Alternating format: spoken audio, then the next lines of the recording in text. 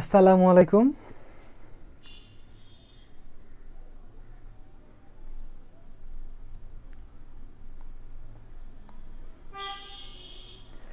আশা করছি তোমরা বোর্ড স্পষ্টভাবে দেখতে পাচ্ছ এবং আমার কথা শুনতে পাচ্ছ।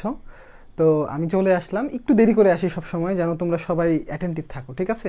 আর এই যে বোর্ডে আমি কোশ্চেনগুলো লিখতেছিলাম তো আগের দিনে, সেজন্য একটু দেরি হচ্ছে। তো তোমরা তাড়াতাড়ি জয়েন করে নাও ভাইয়ারা, তাড়াতাড়ি আমরা ক্লাস শুরু করে ফেলবো। কই কই কই, তোমরা তাড়াতাড়ি জয়েন করে ফেলো ভাইয়ারা, এখনই আমরা ক্লাস শুরু করে ফেলবো।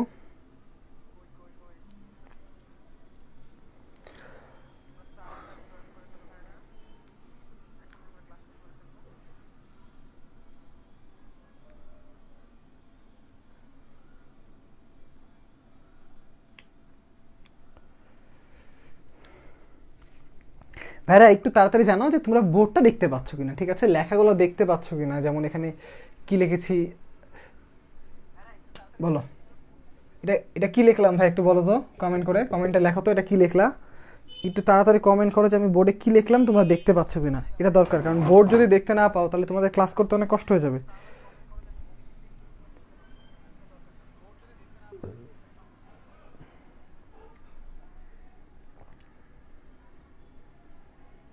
হ্যাঁ, এই যে কি এখানে কি লিখেছি এটা তাড়াতাড়ি বলো, তাহলে না বুঝবো।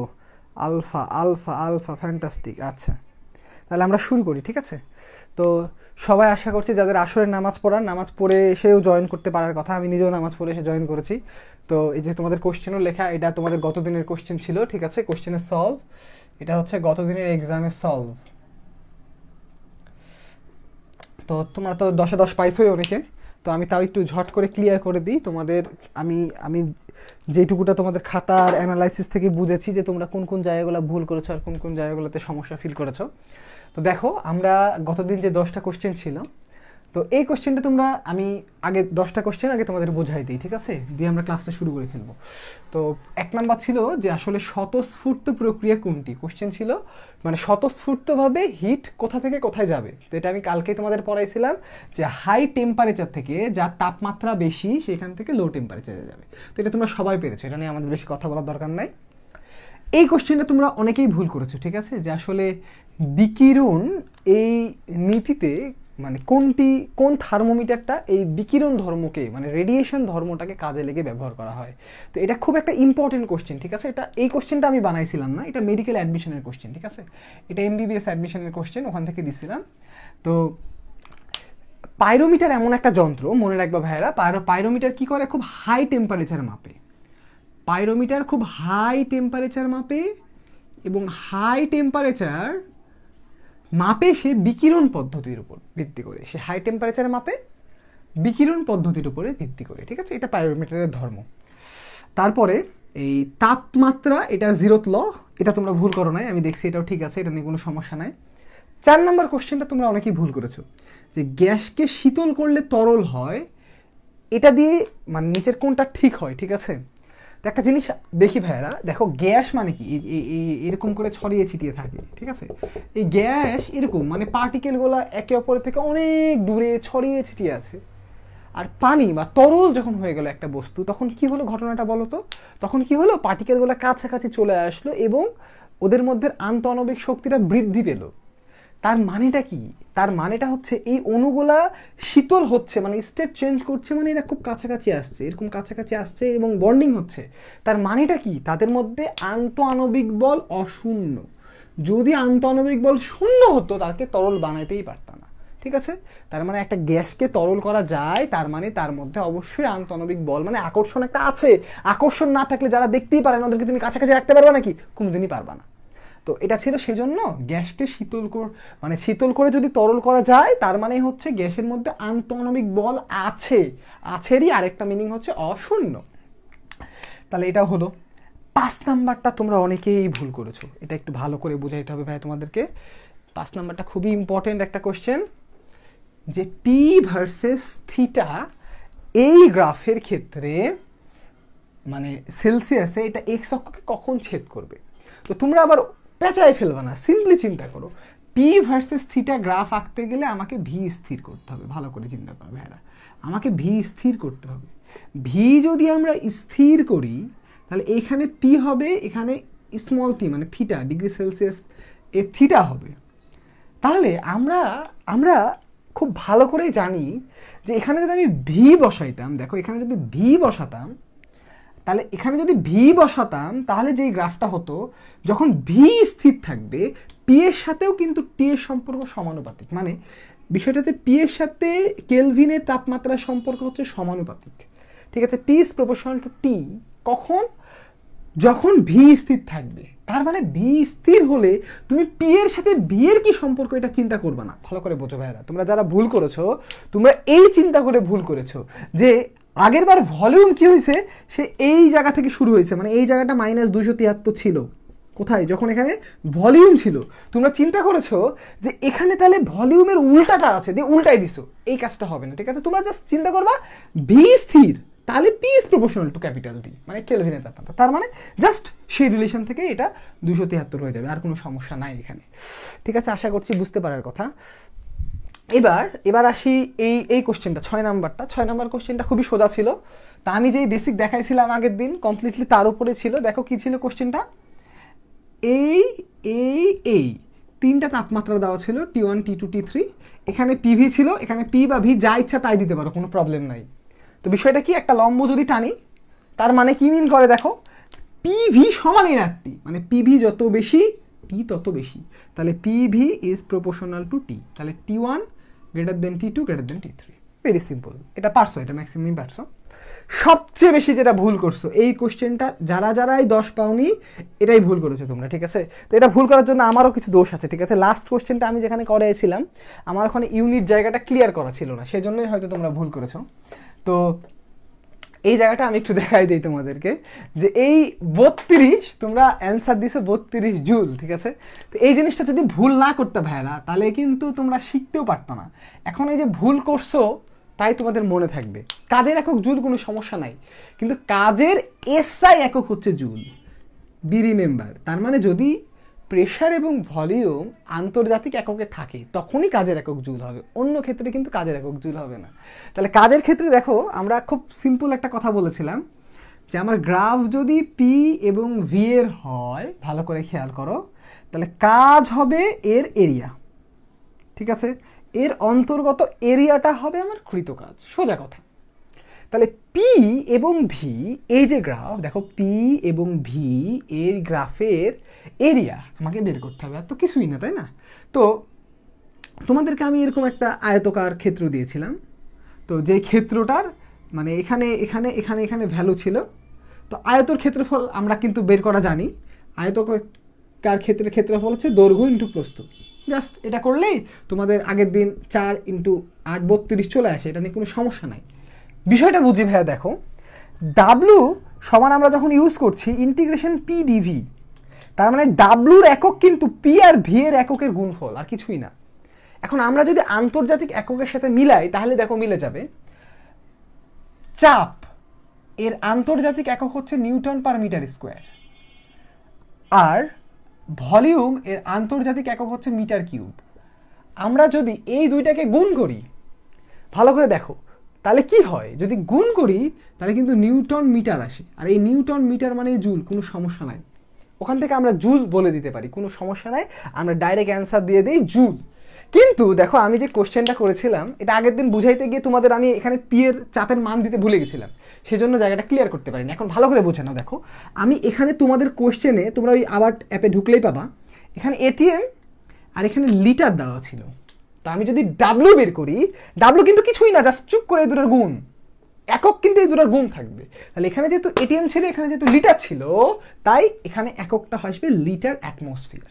এই জায়গাটা তোমরা বুঝেছো নাকি ভাই? একটু তাড়াতাড়ি আমাকে একটু কমেন্ট করে জানাও, কারণ তোমরা অনেকেই আমাকে বলেছো ভাই যে এই গ্রাফের ডাব্লুর এককটা তোমরা বুঝতে পারোনি, ঠিক আছে? তো ডাব্লুটা বুঝেছো নাকি একটু আমাকে জানাও। ডাব্লুটা কি বুঝেছো তোমরা? ক্লিয়ার?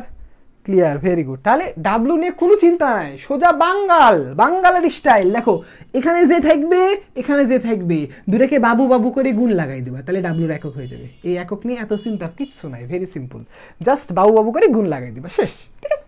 তাহলে আমরা 8 নম্বরে চলে আসি। দেখো 8 নম্বরে কি বলছে, তাপমিতিক ধর্ম নয় কোনটা, ঠিক আছে। তো তাপমিতিক ধর্ম তো তাপমাত্রা না, কারণ তাপমাত্রার চেঞ্জটা কনস্ট্যান্টলি হয় তাপমিতিক ধর্ম, এটা আগের দিনই বুঝাইছি। এটা তাপমাত্রা কখনো তাপমিতিক ধর্ম না, ঠিক আছে। তাহলে এটাও হয়ে গেল, এটা নিয়ে কোনো সমস্যা নাই, পারছো তোমরা। প্রেসার কুকার, ঠিক আছে, আমি এটা কিন্তু ক্লাসে বলছিলাম, তাও অনেকে ভুল করেছে, আমি খেয়াল করলাম। দেখো আমি ক্লাসে বলেছিলাম না যে একটা গ্যাসের সিলিন্ডার আছে, তাহলে গ্যাসের সিলিন্ডারে যদি আমি তাপ দেই, তার মানে গ্যাসের সিলিন্ডারের ভলিউমটা কিন্তু ফিক্সড, তাহলে ভলিউম ফিক্সড থাকলে তাপ দিলে প্রেশারটা বাড়ে। তো এখানেও তাই, প্রেশার কুকারের ভলিউমটা তো ফিক্সড। তোমরা অনেকে চিন্তা করছো ছিপি দিয়ে বাতাস বাড়ায় যায়, বাতাসটা কখন বাড়ায় ভাই, যখন সে তার প্রেশার কুকার যেন বাস্ট না হয়ে যায় তখন বাতাস বাড়ায়, মানে যখন তার বিয়ারিং ক্যাপাসিটি হয়ে যায়। অনেক সময় যে অনেক বাড়িতে শোনো না প্রেশার কুকার বাস্ট হয়ে গেছে, কেন বাস্ট হয়, ওই ফুটাটা বন্ধ থাকে, তাই প্রেশার কুকারের ফুটাটা ক্লিয়ার করা খুব দরকার, নাহলে সে বাস্ট হয়ে যেতে পারে। তো ইন জেনারেল প্রেশার কুকারের মধ্যে ভলিউমটা কনস্ট্যান্ট থাকে, কারণ লোহার তৈরি, তাই প্রেশার বাড়াবা টেম্পারেচার বাড়াবা প্রেশার বাড়বে, সিম্পল কথা, ঠিক আছে। তাহলে টেম্পারেচার বাড়বে প্রেশার বাড়ে। এবার বয়েলের সূত্র, এটা তো আমি ক্লাসে দেখাইছি যে এটা রেক্ট্যাঙ্গুলার হাইপারবোলা, এটা নিয়ে আর কোনো কথা বললাম না। তাহলে আশা করা যাচ্ছে যে আমরা এই 10টা কোশ্চেন ক্লিয়ার, ঠিক আছে। কারো যদি সমস্যা থাকে এবারও তাহলে আমাকে অবশ্যই জানাও, কারণ সমস্যা রাখা যাবে না, ঠিক আছে। যেইটুকুটা পড়বা ক্লিয়ার কাট পড়তে হবে, তাইলেই হয়। আচ্ছা, এবার দুইটা কথা আগে আমরা একটু চলে আসি, এটা ক্লিয়ার করে আমরা আজকে নতুন পড়া শুরু করব, ঠিক আছে। তোমাদের কাছে একটু ক্ষমা চেয়ে নিচ্ছি এজন্য, কারণ গতদিন এই জায়গাটা আমি একটা জায়গায় ক্লিয়ার করতে পারিনি, তোমাদের একটু ঠিক করে নিবা তোমরা ওই জায়গাটা। দেখো সেটার আগে আমাদেরকে যে জিনিসটা জানতে হবে, কোন জিনিসটাকে আমরা লিনিয়ার বলি আর কোন জিনিসটাকে আমরা প্রপোর্শনাল বলি, ঠিক আছে। লিনিয়ার এবং প্রপোর্শনাল এই জিনিসটা একটু তোমাদেরকে জানতে হবে ভাইয়া, ঠিক আছে। তাহলে লিনিয়ার এর বাংলা করলে আমরা পাই সরল রৈখিক সম্পর্ক, আর এটার বাংলা করলে আমরা পাই সমানুপাতিক সম্পর্ক, ঠিক আছে। ভালো করে খেয়াল করো ভাইয়ারা, খুবই সহজ করে বুঝাই দিচ্ছি। তোমরা জানো যে ভি সমান ইউ প্লাস এটি, এটা তো সবাই জানো, আমি জানি। এই সম্পর্কটাকে আমরা বলতে পারি সরল রৈখিক সম্পর্ক, কারণ এর গ্রাফটা তুমি যদি আঁকো, দেখো ভাইয়া গ্রাফটা এরকম হবে, মানে সরল রেখা হবে। তার মানে যেই গ্রাফের আমি তোমাদেরকে আমার গ্রাফের যে ভিডিওটা ইউটিউবে আছে দেখে নিও তোমরা, টি এইখানে পাওয়ার যদি 1 হয়ে এইখানকার পাওয়ার যদি 1 হয়, তাহলে সেই গ্রাফ সরল রেখা হবে, এটা নিয়ে কোনো সন্দেহ নাই। এখন বিষয়টা হচ্ছে প্রত্যেকটা সরল রৈখিক গ্রাফ সবসময় সমানুপাতিক নাও হতে পারে, এই জিনিসটা মনে রাখতে হবে ভাইরা, খুব ইম্পর্টেন্ট। মানে এইখানে এই গ্রাফটাকে আমরা সমানুপাতিক তখনই বলতে পারবো, তখনই এর সমানুপাতিক হবে যদি এই গ্রাফের ইউ 0 হয়, তখনই আমরা সমানুপাতিক বলতে পারবো যদি আদিবেগ 0 হয়। মানে যদি আমরা ভি সমান এটি বলি, তখন এই সম্পর্কটা হয় সমানুপাতিক, এরকম। তাহলে আমরা সারমর্মে বলতে পারি যে মূল বিন্দুগামী সরলরেখা, যদি মূল বিন্দুগামী সরলরেখা হয়, মূল বিন্দুগামী সরলরেখা হলে তাহলে আমরা বলতে পারবো সমানুপাতিক। আমরা কি বলতে পারবো? সমানুপাতিক। আর যদি মূল বিন্দুগামী না হয়, যদি মূল বিন্দুগামী না হয়, মানে নর্মাল যে কোনো সরলরেখা, যে কোনো সরলরেখা, তাহলে যে কোনো সরলরেখা যদি হয় তাহলে আমরা সেটাকে বলবো সরল রৈখিক সম্পর্ক। তো যে কোনো সমানুপাতিক সম্পর্ক অবশ্যই সরল রৈখিক হবে, কোনো সমস্যা নাই। কিন্তু এই টাইপের রিলেশনটা সমানুপাতিক নাও হতে পারে, ঠিক আছে। এটা একটা ইম্পর্টেন্ট, এটা আমরা আজকে ম্যাথ করবো, নাহলে ম্যাথ করতে গিয়ে তোমরা ধরা খেতা, ঠিক আছে। তাই এই জায়গাটা আমি একটু ক্লিয়ার করে নিলাম ভাইয়েরা। যে দেখো ভালো করে খেয়াল করো, এই যদি ভি সমান ইউ প্লাস এটি, মানে বেগ বাড়ার সাথে সাথে সময় বাড়ছে, কিন্তু একটা আদিবেগ যদি থেকে যায়, তাহলে আমরা সেটাকে সমানুপাতিক বলতে পারবো না। যদি আদিবেগ না থাকে তাহলে আমরা সেটাকে সমানুপাতিক বলতে পারবো। আর যদি সমানুপাতিক হয় তার মানে অবশ্যই লিনিয়ার। মানে আমরা এটাও বলতে পারি সমানুপাতিক হলেই সরল রৈখিক, কিন্তু সরল রৈখিক হলে সমানুপাতিক নাও হতে পারে। নাও হতে পারে। সমানুপাতিক হলে নাও হতে পারে, ঠিক আছে, এটা নাও হতে পারে। তাহলে এই জিনিসটা একটু গুরুত্বপূর্ণ। কেন গুরুত্বপূর্ণ ভাইয়ারা, আমি তোমাদের দেখাই দিই। দেখো, আমি গতদিন এই যে চার্লসের সূত্র, দেখো চার্লসের সূত্রে আমরা একটা জিনিস দেখেছিলাম, ভি ইজ প্রপোর্শনাল টু টি। ঠিক আছে, একটা প্রশ্ন করেছিলাম, এই টিটা কি, এই উত্তরটা নিয়ে একটু সমস্যা হয়েছিল ভাইয়া। এই টিটা, তাহলে এই টি, তাহলে অপশানে দিয়েছিলাম এ নাম্বার অপশানে কেলভিন, বি নাম্বার অপশানে যাই দেই, ধরো ফারেনহাইট দিলাম, ফারেনহাইট দিলাম, সি নাম্বারে দিলাম সেলসিয়াস, আর ডি নাম্বারে দিলাম অল। তো এটার উত্তর ভাইয়ারা দেখো, এইটার উত্তর শুধুমাত্র কেলভিন হবে, ঠিক আছে। সমানুপাতিক, সমানুপাতিক সম্পর্কটা কেবলমাত্র কেলভিনের সাথে, মানে যখন তুমি এই ইকুয়েশনটা লিখবা, এই টিটা তোমার মাস্ট বি কেলভিন হতে হবে, অন্য কোনো স্কেলে হলে মিলবে না, ঠিক আছে। যদি আমি বলি, আমি যদি এই কোশ্চেনটাকে এরকম করে করি যে ভি ও টি এর সম্পর্ক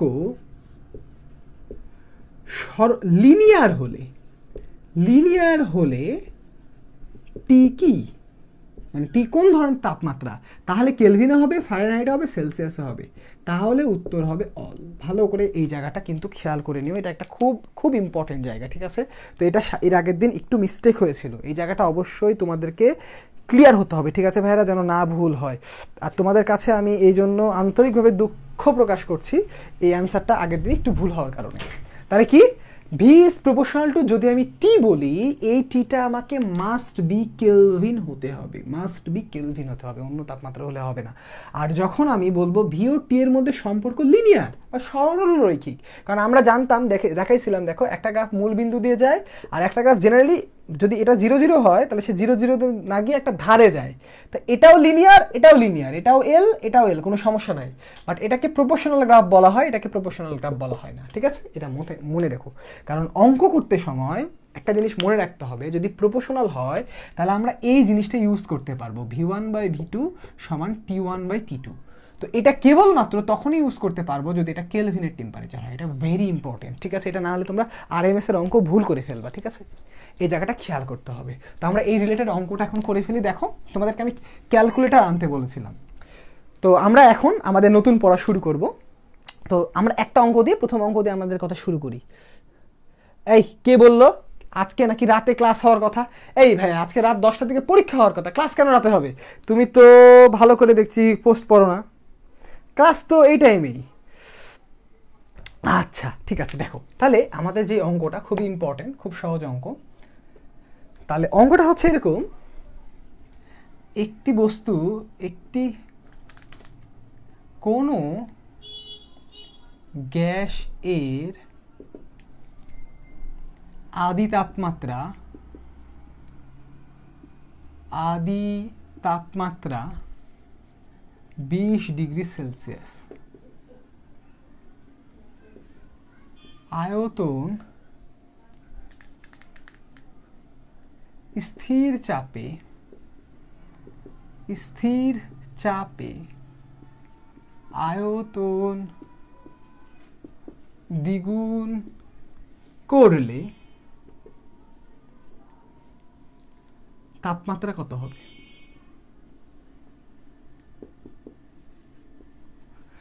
ঠিক আছে, তাড়াতাড়ি আমাকে উত্তর দাও। তোমরা আজকে ক্যালকুলেটর আনতে বলেছিলাম, তাড়াতাড়ি উত্তর দাও, তাড়াতাড়ি দেখি, তাড়াতাড়ি কে সবার আগে উত্তর দিতে পারে আমি দেখবো, ঠিক আছে। কে সবার আগে উত্তর দিতে পারে আমি একটু দেখবো। এবং এই অঙ্কটা জাস্ট যদি কালকেই করাইতাম তাহলে কালকে সমস্যাটা হইতো না, কারণ এই অঙ্ক তো আমি জীবনে বহুতই করেছি, না করে তো আর বইটা চান্স পাইনি। এই অঙ্ক করতে গিয়ে কাজে লাগে। দেখো তোমরা করতে থাকো, ঠিক আছে, আমি জাস্ট ভুলটা তোমাদের ধরাই দিব না, আগে একটু অ্যান্সার দাও, একজন অ্যান্সার দাও, একটা অ্যান্সার দেখে অঙ্ক করাই, তাড়াতাড়ি তাড়াতাড়ি তাড়াতাড়ি। ক্যালকুলেটর আনতে বলেছি না, বেশি লিখবা না, এই অঙ্ক এক লাইনেই করে ফেলা যায়, কোনো হিসাবও করবা না। একজন লিখেছে তুর্য, লিখেছে 586 কেলভিন, সাদিকুজ্জামান লিখেছে 313 কেলভিন, তারপরে 313 কেলভিন লেখেনি অবশ্যই, সেলসিয়াস 313 সেলসিয়াস। হ্যাঁ, সেলসিয়াসে দাও কেলভিনে দাও ডাজেন্ট ম্যাটার। তাহলে আশা করছি তোমরা বিষয়টা ধরতে পেরেছো। দেখো তো মোস্ট অফ দ্য পারতেছো। স্থির চাপ আমরা এই জায়গাটাকে ডিনোট করবো ভাইরা, কি ডিনোট করবো? স্থির চাপ। স্থির চাপ মানে আমরা ঘট করে ভি ইজ প্রপোর্শনাল টু টি লিখে ফেলতে পারবো, কোনো সমস্যা নাই। তারপরে দেখো এর পরের লাইন কি? এর পরের লাইন হবে আমরা এখান থেকে v1/v2 সমান t1/t2 লিখতে পারবো। এখন দেখো এই টিটা যদি কেলভিন ছাড়া অন্য যে কোনো হতো তাহলে আমরা কি করতে পারতাম জানো? আমাদের টি2 বের করতে বলেছে, তাহলে আমরা একটু সুন্দর করে টি2টাকে নিয়ে আসি। তাহলে টি2 হচ্ছে v2/v1 ইন্টু টি1। আমরা কি করতে পারতাম দেখো, এই v2/v1 এর মান তো 2, আমরা ঘট করে 2 লিখে দিলাম, দিয়ে এই টি1 এর জায়গায় যদি আমরা 20 বসিয়ে দেই, এই ভুলটা করো কিন্তু তোমরা পরীক্ষার হলে। দেখো এইখানে যদি 20 ডিগ্রি বসায় যদি 40 ডিগ্রি সেলসিয়াস বের করে নিয়ে আসো তাহলে কিন্তু অঙ্ক হবে না। কারণ কি? এই যে কারণ, এটা সম্পর্ক সমানুপাতিক না, এদের সম্পর্ক হচ্ছে লিনিয়ার। আজকে থেকে সারা জীবন মনে হয় তোমার লিনিয়ার আর সমানুপাতিক মনে থাকবে, আমার দৃঢ় বিশ্বাস। তাহলে এই টি2 এটা লেখা যাবে না, ঠিক আছে? কেন যাবে না ভাইরা? এটা কেলভিনের। তাহলে আমাদেরকে কি করতে হবে? টি2 সমান 2 ইন্টু এই জিনিসটাকে মনে মনে চুপ করে কেলভিনে কনভার্ট করতে হবে। তাহলে কেলভিন কত হবে? 293। তাহলে এটাই অ্যান্সার। এই ক্যালকুলেটার আমি চিতলাম না, এটাই অ্যান্সার। তাহলে যারা অ্যান্সার দিয়েছে আমি দেখলাম সবার ঠিক আছে, আর এটাকে আবার সেলসিয়াসে যারা নিয়ে এসছো 313 সেটাও ঠিক আছে। তাহলে সুন্দর। তাহলে এই অঙ্কে দেখো এইখানে আমরা কেলভিনে মান বসাতে হবে। তাহলে মনের পাতায় স্মৃতির খাতা এটা মনে রেখো ভাই, এটা কেলভিন কেলভিন কেলভিন, ঠিক আছে? এটা মনে রেখো। তাহলে এই তাপমাত্রাটা হচ্ছে কেলভিনের তাপমাত্রা। ফ্যান্টাস্টিক। তাহলে আমরা এবার আগিয়ে চলে আসি আমাদের মেন যে জায়গায় যাওয়ার কথা ছিল। তো আমরা যেহেতু আবার নতুন জিনিস শুরু করব, তোমাদেরকে এখন একটু কথা বলে নিয়ে আবার একটু কথা বলতে হয় ক্লাসের মধ্যে। তো দেখি তোমরা জানো কি না। আমার হাতে মনে হয় কিছু জিনিসপাতি তোমরা দেখতে পাচ্ছ না ভাইরা? দেখো তো, দেখতে পাও কি? এটা এটা আর এটা, এই তিনটা কি জিনিস বলো তো ভাই? এগুলা চিনো? জীবনে দেখেছো? এগুলা কি মোবাইল নাকি? চিনো তো নাকি? একটু গল্প করে নি, 2 মিনিট দরকার। এটাও চিনো, এটাও চিনো, এটাও চিনো, চিনো না? চিনো তো নাকি? আল্লাহ, এরা মনে হয় ক্যালকুলেটার চিনো নাকি? ক্যালকুলেটার, আচ্ছা। তাহলে ভাই দেখো ক্যালকুলেটার যে কত কষ্ট করে ভিতর থেকে খুঁজে খুঁজে নিয়ে আসলাম, তার কিছু কারণ আছে। গতদিন বলেছিলাম, আজকে আরো ক্লিয়ার করে বলি। যারা এই ক্যালকুলেটার ব্যবহার করো, স্টপ, এই যে ফেলে দিলাম, এই ক্যালকুলেটার ব্যবহার করবা না। একটাই যুক্তি, পারলে আমাকে ভেঙে দিবা। বাংলাদেশে যত জায়গায় তুমি পরীক্ষা দাও না কেন, সেটা এইচএসসি হোক, এমনকি এসএসসিও হোক, এইচএসসি হোক বা অ্যাডমিশন টেস্ট হোক, যেখানে ক্যালকুলেটর ইউজ করতে দেয় সেখানে এটাও ইউজ করতে দেয়, আর যেখানে ক্যালকুলেটর ইউজ করতে দেয় না সেখানে এটাও ইউজ করতে দেয় না। তাহলে এটা ইউজ করে তোমার লাভটা কি? তাই একবারে এটা ইউজ করবা। এটা ইউজ করলে অনেক বেনিফিট, ঠিক আছে? অ্যাকচুয়ালি অনেক বেনিফিট, ঠিক আছে? এটাতে এই ক্যালকুলেটরে তুমি 4/4 এর নির্ণায়ক, 4/4 এর equation, maxima, minima, everything solve করতে পারো। এবং আজকে যে অঙ্কগুলো করবো, এইসব অঙ্কে ফিজিক্সে ক্যালকুলেশন দেখানো লাগে না। তুমি ইকুয়েশন লিখবা, ক্যালকুলেটর থেকে ডাইরেক্ট অ্যান্সার লিখে দিবা। ক্যালকুলেশন করতে গিয়ে উত্তর ভুল করা যাবে না। তাই ক্যালকুলেটর যারা ইউজ করার, এই ক্যালকুলেটরটা ইউজ করো, ঠিক আছে? আমার টাইম আমি জানতামই না, তো জানলে হয়তো বইটা ফার্স্ট হইতে পারতাম, ঠিক আছে? কারণ আমি 2টা অঙ্কে 4টা ইকুয়েশন বাইর করে রেখে এসেছিলাম, সলভ করতে পারিনি, আমার কাছে ছিল না এই ক্যালকুলেটর। আচ্ছা, তাহলে ওরে আল্লাহ, দেখেছে আমি তো ওটাই ইউজ করি না। ওটা আর ইউজ করো না ভাইরা, ঠিক আছে? ক্যালকুলেটরের নাম কি? তাহলে তোমরা এই ক্যালকুলেটর ইউজ করবা। দেখো এক্স কিন্তু 991, এই ক্যালকুলেটরটা বেস্ট হবে, ঠিক আছে? তো তাও আমি আরেকটা নিয়ে আসার কারণ আছে, যাদের এটা আছে তোমরা এটা ইউজ করতে পারো, আমি কোনো সমস্যা বলতেছি না, করতে পারো। আমিও এটা দিয়ে বইটা চান্স পাইছি, এটা হলে বেটার। আর এটা কোনোভাবেই অ্যালোড না, এটা দিয়ে করো না ভাই, অযথাই নিজের ক্ষতি, এটা করো না, ঠিক আছে? কারণ বেসিকের সাথে তোমাকে যখন তোমরা ইঞ্জিনিয়ারিং পরীক্ষা দিতে যাবা 3 মিনিটে করতে হবে। তো ধরো আমি আজকে জীবনে প্রথম মোবাইল চালানো শিখলাম, ধরো যদি শিখি, আমার মোবাইলের ইউজের স্পিড আর তোমাদের ইউজের স্পিড কি একই হবে? কোনোদিনই একই হবে না। তাই তুমি কতদিন ধরে একটা জিনিস ব্যবহার করছো তার উপর তোমার ইউজেসের স্পিড ডিপেন্ড করে, খুব ইম্পর্টেন্ট। এবং এবারকার মতো করোনা সিচুয়েশন থাকলে যদি 21 বার যদি এই বইটার মধ্যে একটা প্রিলিএমসিকিউ দাও, প্রিলিএমসিকিউ আমি বলি এটা দিয়ে অর্ধেক অঙ্ক করে ফেলা যাবে, গ্যারান্টি। তো এই জিনিসটা মাথায় রাখতে হবে না? রাখতে হবে। তো যেখানে সুযোগ আছে সুযোগের ব্যবহার করতে হবে। টিএক্স মিএক্স কী লিখছো গো ভাই, বুঝছি না তো। টেক্সাস ইনস্ট্রুমেন্টের অবশ্যই আরেকটা ভালো ক্যালকুলেটর আছে। তো আমি কিন্তু বুয়েটের লিস্ট দেখে, বুয়েট না প্রত্যেকটা জায়গায় লিস্ট দেখেই বলতেছি। ওরে বাবা রে, তাহলে তুমি এত দাম দিয়ে কিনেছো, এত দাম না তো তোমার দোকানদার চিট আছে, ধরে মারো। তাহলে আমরা এবার শুরু করি, ঠিক আছে। তো আজকে আমরা যেই জায়গাটা শিখবো, আমরা চলে আসি, এটা একবারে তোমাদের 9-10-এর জিনিস। দেখি তোমাদের তাহলে সবার আজকে পারার কথা। তাহলে অবশ্যই আজকে আমরা চলে যাব থার্মোমিটারের, এই যে আজকে আমরা থার্মোমিটার পড়বো, ঠিক আছে। বিভিন্ন ধরনের থার্মোমিটার, মানে এক স্থির বিন্দু, দুই স্থির বিন্দু, থার্মোমিটার বেসিক, এবং এখান থেকে কি কি অঙ্ক ইঞ্জিনিয়ারিং, মেডিকেল সব জায়গায় আসতে পারে, ঠিক আছে, সব জায়গায় আসে। আচ্ছা, তো দেখো এবার আমরা চলে আসি মেন জিনিসে, ঠিক আছে। তো এখানে আবার থার্মোমিটারটা আমার মেনে চলে গেছে নাকি দেখতে পাচ্ছি না।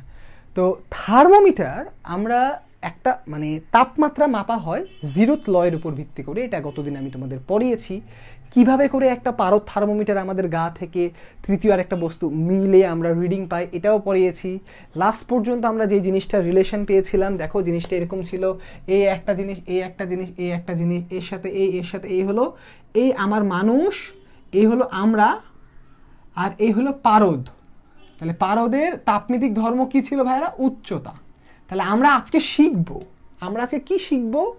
এই যে উচ্চতা, মানে আমরা শিখবো যে আমরা তাপমিতিক ধর্ম থেকে কেমন করে তাপমাত্রা ডিরাইভ করতে পারি, ঠিক আছে। তাপমিতিক ধর্ম থেকে আমরা তাপমাত্রা কেমন করে পেতে পারি, ঠিক আছে। খুব কমন এবং খুব সহজ জিনিস, এবং প্রত্যেকটা বাসায় যতগুলো ডিজিটাল থার্মোমিটারও আছে তোমাদের বাসায়, প্রত্যেকের মধ্যে এই মেকানিজমটাই করা আছে। তাহলে আমরা শিখবো তাপমিতিক একটা ধর্ম, সেটা উচ্চতা হতে পারে, রোধ হতে পারে, ভোল্টেজ হতে পারে, কালকে সব পড়াইছি। প্রত্যেকটা থেকে তাপমাত্রা আমরা কেমন করে বের করতে, ঠিক আছে। তো এটা বের করার জন্য প্রথমে আমাদেরকে মূলনীতি শিখতে হবে, ঠিক আছে। তাপমাত্রা বের করার মূল নীতি শিখতে হবে। তো এর মূলনীতিটা খুব সিম্পল। মূলনীতিটা বলতেছে তাপমাত্রা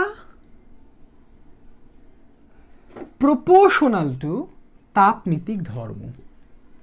তাপমিতিক ধর্ম, এইটা হচ্ছে সম্পর্ক, এবং সম্পর্কটা ভালো করে খেয়াল করো ভাইরা। সম্পর্কটা হচ্ছে প্রপোর্শনাল, সম্পর্কটা প্রপোর্শনাল, এবং যখনই আমরা প্রপোর্শনাল দিচ্ছি তখন এই তাপমাত্রাটা হচ্ছে কেলভিনের তাপমাত্রা। ভালো করে খেয়াল করো, যদি এটা কেলভিনের তাপমাত্রা হয় সে প্রপোর্শনাল টু তাপমিতিক ধর্ম, মানে তাপমিতিক ধর্ম বাড়লে সে বাড়ে, কমলে কমবে, এবং সেটা সমানুপাতিক হারে কমবে। ভালো করে খেয়াল করি, তাহলে তাপমাত্রা তাপমিতিক ধর্মের সমানুপাতিক। তাপমিতিক ধর্ম কি কি হতে পারে আগের দিন বলেছি। তাহলে আমরা তাপমিতিক ধর্মকে এক্স দিয়ে প্রকাশ করি, তাপমাত্রাকে টি দিয়ে প্রকাশ করি। তাহলে আমরা এখান থেকে পেয়ে যাচ্ছি টি ইজ প্রপোর্শনাল টু এক্স, সবাই জানি আমরা, ঠিক আছে। তাহলে টি ইজ প্রপোর্শনাল টু এক্স, এটা হচ্ছে তাপমাত্রা নির্ণয়ের মূল নীতি, এটা হচ্ছে মূল নীতি, ঠিক আছে। এবার আমরা চলে যাই, আমরা যে তাপমাত্রা মাপবো এর জন্য আমাদের হাতে দুইটা কনভেনশনাল মেথড আছে, ঠিক আছে। আজকেও কিন্তু অনেকগুলো প্রশ্ন আমি তোমাদেরকে করবো, কেবল তো পড়া শুরু করলাম। তাহলে দুইটা মেথড আছে, একটার নাম হচ্ছে এক স্থির বিন্দু পদ্ধতি, এক স্থির বিন্দু, আর আরেকটা হচ্ছে দুই স্থির বিন্দু। এগুলো তোমরা জানো, যারা জানো না তারাও দেখতে পারবা। তাহলে পদ্ধতি হচ্ছে, একটাতে আমরা একটা স্থির বিন্দুর সাপেক্ষে তাপমাত্রা মাপবো, আরেকটাতে আমরা দুইটা স্থির বিন্দুর সাপেক্ষে তাপমাত্রা মাপবো। তাহলে আমরা প্রথমে চলে যাই এক স্থির বিন্দুর সাপেক্ষে, ঠিক আছে। তাহলে এক স্থির বিন্দু মূলনীতিতে একটা বিন্দু ইউজ করতে হয়, একটাই পয়েন্ট। তাহলে তোমরা দেখি এই এক স্থির বিন্দু, এই স্থির বিন্দুটার নাম কে কে জানো একটু কমেন্ট করো তো তাড়াতাড়ি, দেখি পারো কিনা। এক স্থির বিন্দু তাপমাত্রা থার্মোমিটার এর মাপার মূলনীতিতে এক স্থির বিন্দুর মানটা কি? ইয়েস, অন্য হলে লিনিয়ার, ভেরি গুড। অন্য বলো। এক স্থির বিন্দুতে যেই বিন্দুটার তাপমাত্রা আমরা হিসাব করি সেই বিন্দুটার নাম কি ভাইয়ারা? আপুরা বলতে পারো কিন্তু, ঠিক আছে। ত্রৈধ বিন্দু। কি ব্যাপার, আবার পাশে জিজ্ঞাসা চিহ্ন কেন? শিওর না নাকি? ট্রিপল পয়েন্ট, ত্রৈধ বিন্দু, ফ্যান্টাস্টিক, গুড। তাহলে এই এক স্থির বিন্দুতে আমরা যেই বিন্দু সাপেক্ষে মাপব সেই বিন্দু বলা হয় ত্রৈধ বিন্দু। ত্রৈধ বিন্দু এর ইংলিশ হচ্ছে triple point. Triple point very important একটা টার্ম, আমরা এখন এই জিনিসটাকে শিখবো, এটা শেখা খুব দরকার, এটা ফিজিক্সের একটা বেসিক টার্ম, ট্রিপল পয়েন্ট।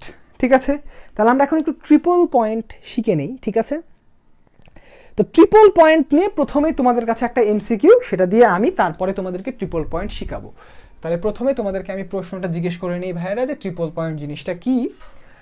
তো ট্রিপল পয়েন্ট নিয়ে আমার প্রশ্ন হচ্ছে, ট্রিপল পয়েন্ট পয়েন্ট তাপমাত্রায় বস্তুটি কতটি অবস্থায় থাকতে পারে? কতটি অবস্থায় থাকতে পারে?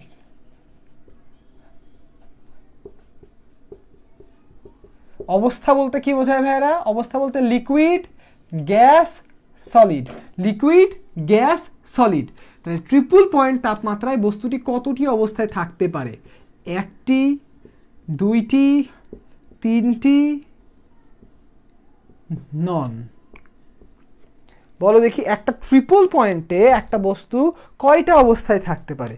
ওরে বাপরে, ওরে বাপরে, সবাই তিনটি তিনটি তিনটি, ফ্যান্টাস্টিক। তাহলে তো তোমরা উত্তর দিয়ে দিলা। তাহলে ট্রিপল পয়েন্টে একটা বস্তু তিনটা অবস্থায় থাকতে পারে। তো তোমরা খুব ভালো করে জানো যে পানির ক্ষেত্রে আমরা যদি পানি চিন্তা করি, তাহলে পানির ত্রৈধ বিন্দুর তাপমাত্রা তোমরা খুব ভালো করে জানো, এটাকে বলা হয় 0 কেলভিন। এটাকে বলা হয় 273.16 kelvin, near about 0 degree Celsius. তাই তো, এটাকে বলা হয় পানির ত্রৈধ বিন্দুর তাপমাত্রা 273.16 কেলভিন অথবা নিয়ার অ্যাবাউট 0 ডিগ্রি সেলসিয়াস। এখন আমরা কিন্তু জানি যে ধরো পানি বরফ, 0 ডিগ্রিতে পানি বরফও থাকে, পানিও থাকে, তার মানে 0 ডিগ্রিতে আমরা বরফ পেলাম, আমার কোনো সমস্যা নাই।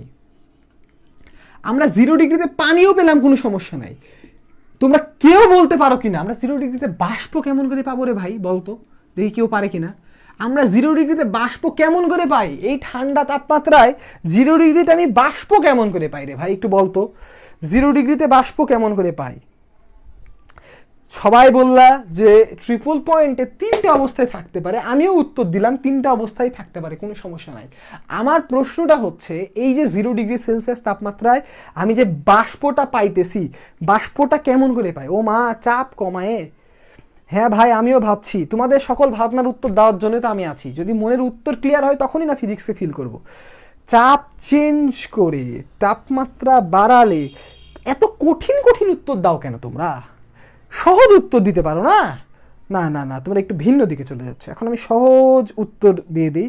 কে জানে একটা উত্তর দিয়েছে, একটু সোজা সোজা হয়ে গেছে।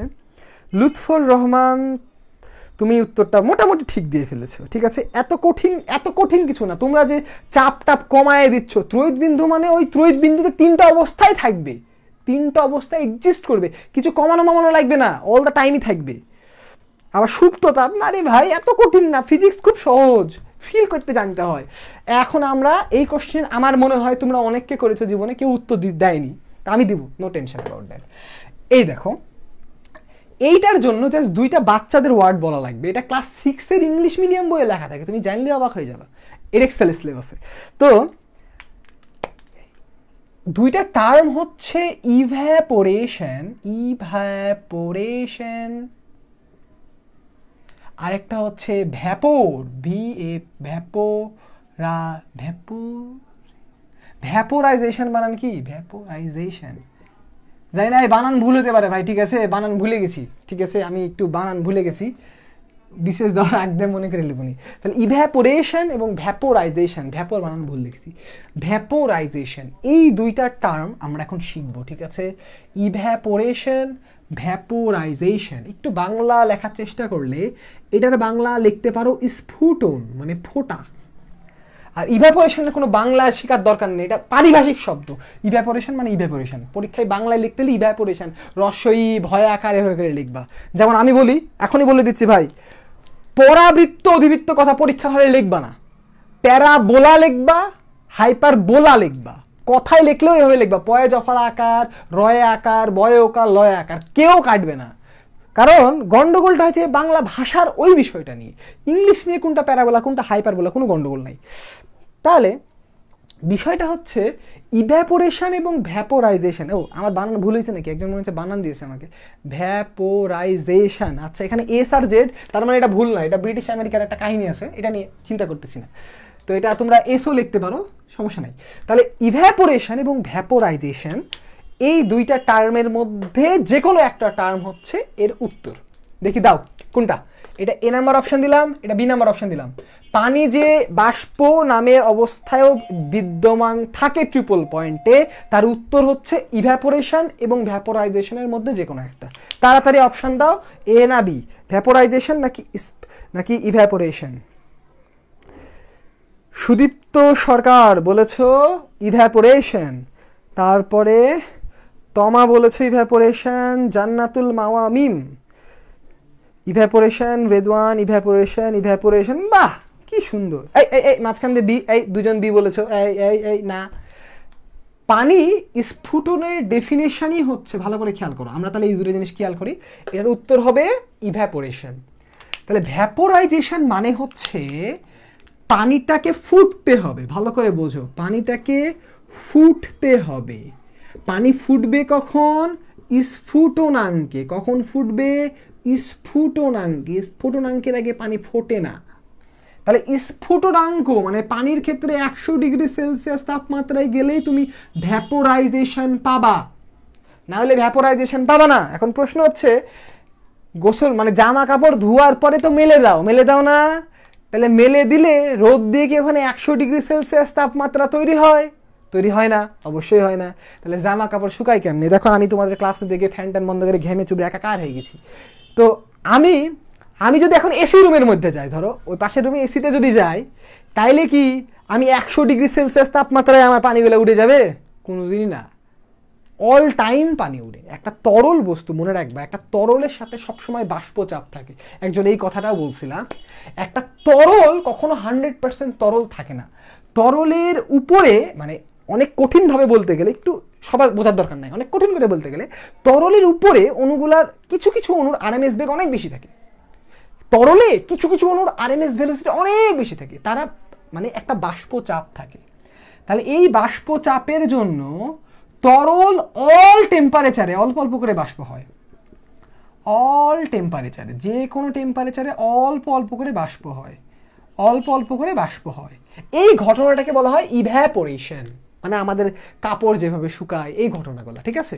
তো এই 0 ডিগ্রি সেলসিয়াস তাপমাত্রা বা এই 273.16, তাহলে এই বাষ্প থাকে, কি বাষ্প? ইভ্যাপোরেশনের বাষ্প। তাহলে এই ইভ্যাপোরেশনের বাষ্প, এই যে তিনটা স্টেটে পানি বিদ্যমান থাকতেছে, এই জন্য পানিরা যে কোনো জিনিসই থাকতে পারে, এই তাপমাত্রাটাকে বলা হয় ট্রিপল পয়েন্ট। তাহলে আশা করছি ট্রিপল পয়েন্ট নিয়ে তোমাদের নারী নক্ষত্রে যেই ধরনের সমস্যা ছিল, মনের মাধুর্যে যেই ধরনের প্রশ্ন ছিল, প্রশ্নের উত্তর আমি দিতে সক্ষম হয়েছি। কি তোমাদের প্রশ্নের উত্তর দিতে সক্ষম হয়েছি না হয়নি একটু কমেন্ট করে জানাও ভাইরা। আর যারা ওই যে সবুজ বোতাম খুঁজে পাচ্ছ না, তারা কমেন্ট লেখো, ঠিক আছে? কারণ তোমরা যখন কমেন্ট লেখো না, আমার কাছে নোটিফিকেশন চলে আসে, আমি ওখান থেকে ওই ফেসবুকের একটা অপশন আছে, গ্রুপ থেকে এক্সেল ফাইল জেনারেট করা যায়, আমি ওখান থেকে ডেটাবেস পেয়ে যাচ্ছি। আর বাকি যারা একটু আবার অনেক কিছু পড়ালাম, আবার একটু 2 মিনিট কথা বলে নেই। ক্লাস করতে হবে, পরীক্ষা দিতে হবে, এই দুইটার কোনো বিকল্প নাই। যদি না দিতে পারো আমাকে জানাবা। আর নোটটার আমি বলেছি, যারা নোট সাবমিশন করবা এদের মধ্যে ফার্স্টকে প্রত্যেক ক্লাসের জন্য ফার্স্টে পুরস্কার দেওয়া হবে, ঠিক আছে? নোট যদি সবাই সাবমিশন না করো, তাহলে এটার জন্য আমি গ্রুপ থেকে বের করে দিব না, এটা নো প্রবলেম অ্যাট অল, ভালো করে বুঝে নাও। কিন্তু যদি সাবমিশন করো তাহলে তোমরা ফার্স্ট হওয়ার সুযোগটা পাবা। আগের দিন তোমরা এতই ভালো নোট করেছো যে আমি এখনো ফার্স্ট নির্বাচনই করতে পারিনি, ঠিক আছে? অনেকগুলো খাতা আমার অনেক ভালো লেগেছে, তো সেজন্য আমার একটু পরিশ্রম হচ্ছে, আমার একটু কষ্ট হচ্ছে, সমস্যা নাই। তো ওটা তোমাদের ভালো, তোমরা অনেকে নোট করতে পছন্দ করো, তারা নোট করে অনেক ভালো হয়, ঠিক আছে? আমি আমার অনেক বন্ধু বান্ধবী নোট নিয়ে অনেক ভালো করেছি, ঠিক আছে? কারণ নিজে আমার হাতের লেখার অবস্থা তো দেখতেই পাচ্ছ, দেখো মাশাআল্লাহ সেই ট্যালেন্টেড আমি, তাই না? হাতের লেখা দেখো, কি হাতের লেখা। তো এই হাতের লেখা দিতে হবে না, মানে হাতের লেখা একবারে উগ্র মুগ্র, তো ওটা বিষয় না। মাঝে মধ্যে হ্যাঁ, বাফারিং তো হওয়ার কথা না, কারণ আমি দেখছি যে ডাউনলোড আপলোড এদিকে ঠিকই আছে। তাহলে আমরা এই ট্রিপল পয়েন্ট থেকে এবার আসলে অঙ্কের দিকে চলে যাই, ঠিক আছে? একটু মাঝে মধ্যে কথার মধ্যে একটু ব্রেক দিতে হয়, কারণ আমাদের ব্রেনগুলো আবার টানা একসাথে অনেক কিছু নিতে পারে না। একটু ব্রেক দিয়ে দিয়ে পড়লে আমরা পড়তে পারবো, কোনো প্রবলেম হবে না। ঠিক আছে, তাহলে আমরা এখন আমাদের মেন অঙ্কে চলে যাই। তাহলে আমরা তাপমিতিক ধর্ম থেকে সমানুপাতিক সম্পর্কে কি লিখেছিলাম? টি, এমনকি টি লিখে ব্র্যাকেটে কেলভিনও লিখে দিলাম, যেন জীবনে কখনো ভুল না হয়, ইজ প্রপোর্শনাল টু এক্স। ঠিক আছে, তাহলে দেখো এটাকে আমি এরকম করে তো লিখতে পারি যে T1 বাই T2 সমান x1 বাই x2, লিখতে পারি না? আমি যদি এখন এই T2টাকে ট্রিপল পয়েন্টের টেম্পারেচার TR দিয়ে রিপ্লেস করে দিই, ভালো করে বোঝো, T2টাকে যদি ট্রিপল পয়েন্টের টেম্পারেচার TR দিয়ে রিপ্লেস করি, তাহলে T1 by T triple point equals to x1 divided by x triple point বলতেই পারি। আর পানির জন্য পানির যে ট্রিপল পয়েন্ট, পানির ট্রিপল পয়েন্ট কিন্তু আমাদের জানা 273.16 কেলভিন। তার মানে আমরা এখান থেকে দেখো যে কোনো টেম্পারেচার টি সমান 273.16 into X divided by X T R, মানে 1 আর রাখলাম না। এই ইকুয়েশন থেকে আমরা কেলভিন এককে যে কোনো বস্তুর তাপমাত্রা বের করে ফেলতে পারি একটা স্থির বিন্দুর সাপেক্ষে। আমার স্থির বিন্দুটা কি? স্থির বিন্দুটা হচ্ছে 273.16। এবার আমি একটু ফিলিংস দেই, এটা তো সব জায়গায় আছে, এটা ফিল দরকার, ফিল না করলে অঙ্ক করতে পারবো না। কেমন করে ফিল দিব, কেমন করে ফিল দিব?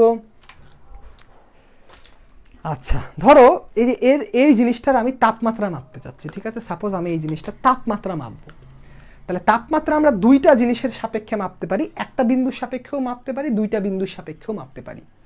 তাহলে এর তাপমাত্রা মাপার জন্য এই বস্তুটার তাপমিতিক পরিবর্তন আমাকে মাপতে হবে।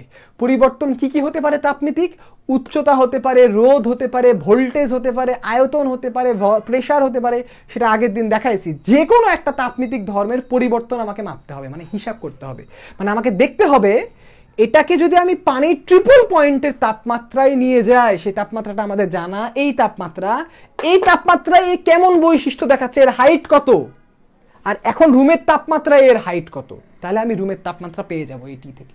মানে এই XTR এটার মানে হচ্ছে পানির যে ট্রিপল পয়েন্ট 273.16 কেলভিনে যদি আমি ওই বস্তুটাকে নিয়ে যাই, তাহলে ওই বস্তুর তাপমিতিক ধর্মটা কেমন, আর এই এক্স মানে হচ্ছে আমার বর্তমান রুমের টেম্পারেচারে কেমন।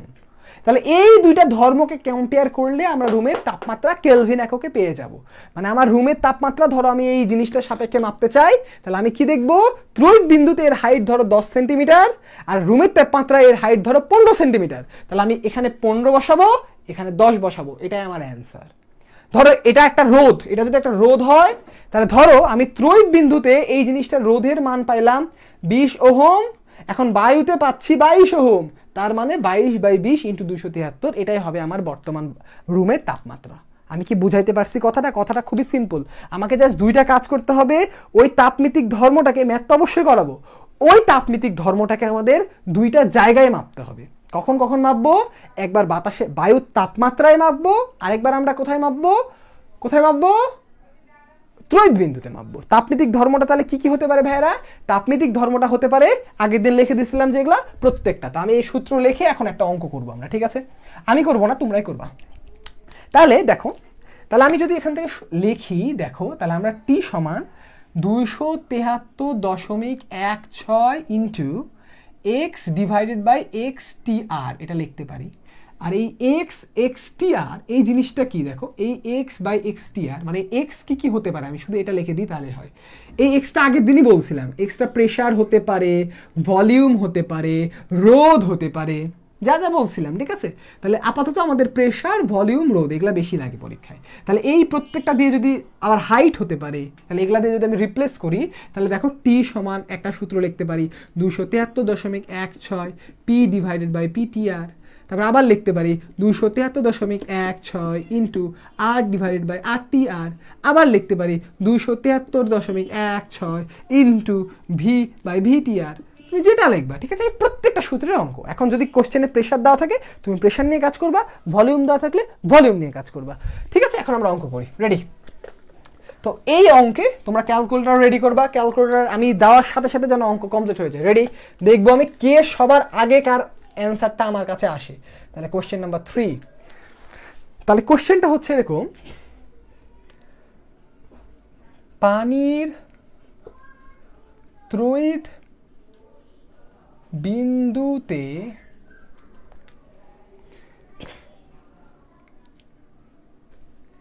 চাপ 20 অ্যাটমসফিয়ার এবং বাতাসের তাপমাত্রায় চাপ 30 অ্যাটমসফিয়ার। বাতাসের তাপমাত্রা কত? তাড়াতাড়ি, অঙ্ক তো হয়ে গেছে, আমার লেখার আগে অঙ্ক হয়ে যাওয়ার কথা। তাপমাত্রা কত? ফিলিংস ঠিক থাকলে অঙ্ক জীবনে ভুলে যাবে না। তাড়াতাড়ি বলো ভাইরা, উত্তর কত? ফিলিংস ঠিক থাকলে অঙ্ক হতে কোনো সমস্যা কোনোদিনই হবে না। 409.74 কেলভিন। বাপরে বাপ, একজন আবার আমার আগে করে ফেলে দিয়েছে গো। কেমনে করলে দেখি? 30 বাই, দেখি আমিও একটু করে দেখি, 30/20।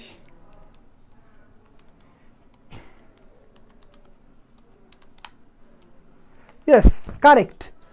বাহ, যারা যারা দিয়েছে সবারই কারেক্ট। তো এটার উত্তর কি দেখো, ভেরি ইজি। আমরা এইগুলা অঙ্ক এক লাইনে করব। কেমন করে করব? এটা ত্রয়িত বিন্দু, এটা বাতাস। তাহলে দেখো উপরে ছিল নর্মাল, নিচে হচ্ছে ত্রয়িত বিন্দু, এটা হচ্ছে ফ্যাক্ট, এটা প্রেসারের, তার মানে প্রেসার হচ্ছে ফ্যাক্ট। তাহলে আমার উত্তর কি হবে? 273.16। উপরে যাবে কত? বাতাস, তার মানে 30, নিচে আসবে 20। উত্তর হবে কেলভিন। এটা করলে 409.5 কেলভিন আসে। বাহ, সবাই পারলো। এগুলা বাচ্চাদের অঙ্ক, ঠিক আছে? এগুলা অঙ্ক আসলে কোথাও আসে না, তো আমরা এগুলা নিয়ে বেশি টাইম নষ্ট না করি, এগুলা সবসময় পারি। এখন আমরা চলে যাব দুই স্থির বিন্দুতে, ঠিক আছে?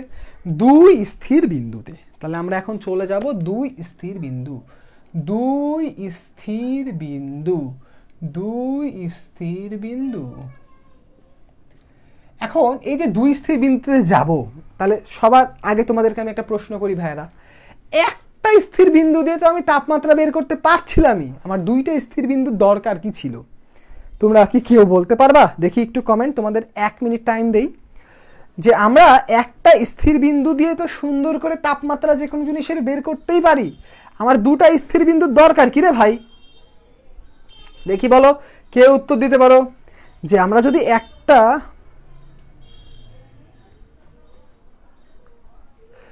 কি উত্তর দিয়েছো? মানে পারো থার্মোমিটারের এক বিন্দু বানাতে গেলে ত্রয়িত বিন্দুতে হাইট এর হিসাবে নির্দিষ্ট তাপমাত্রায় আনা লাগবে।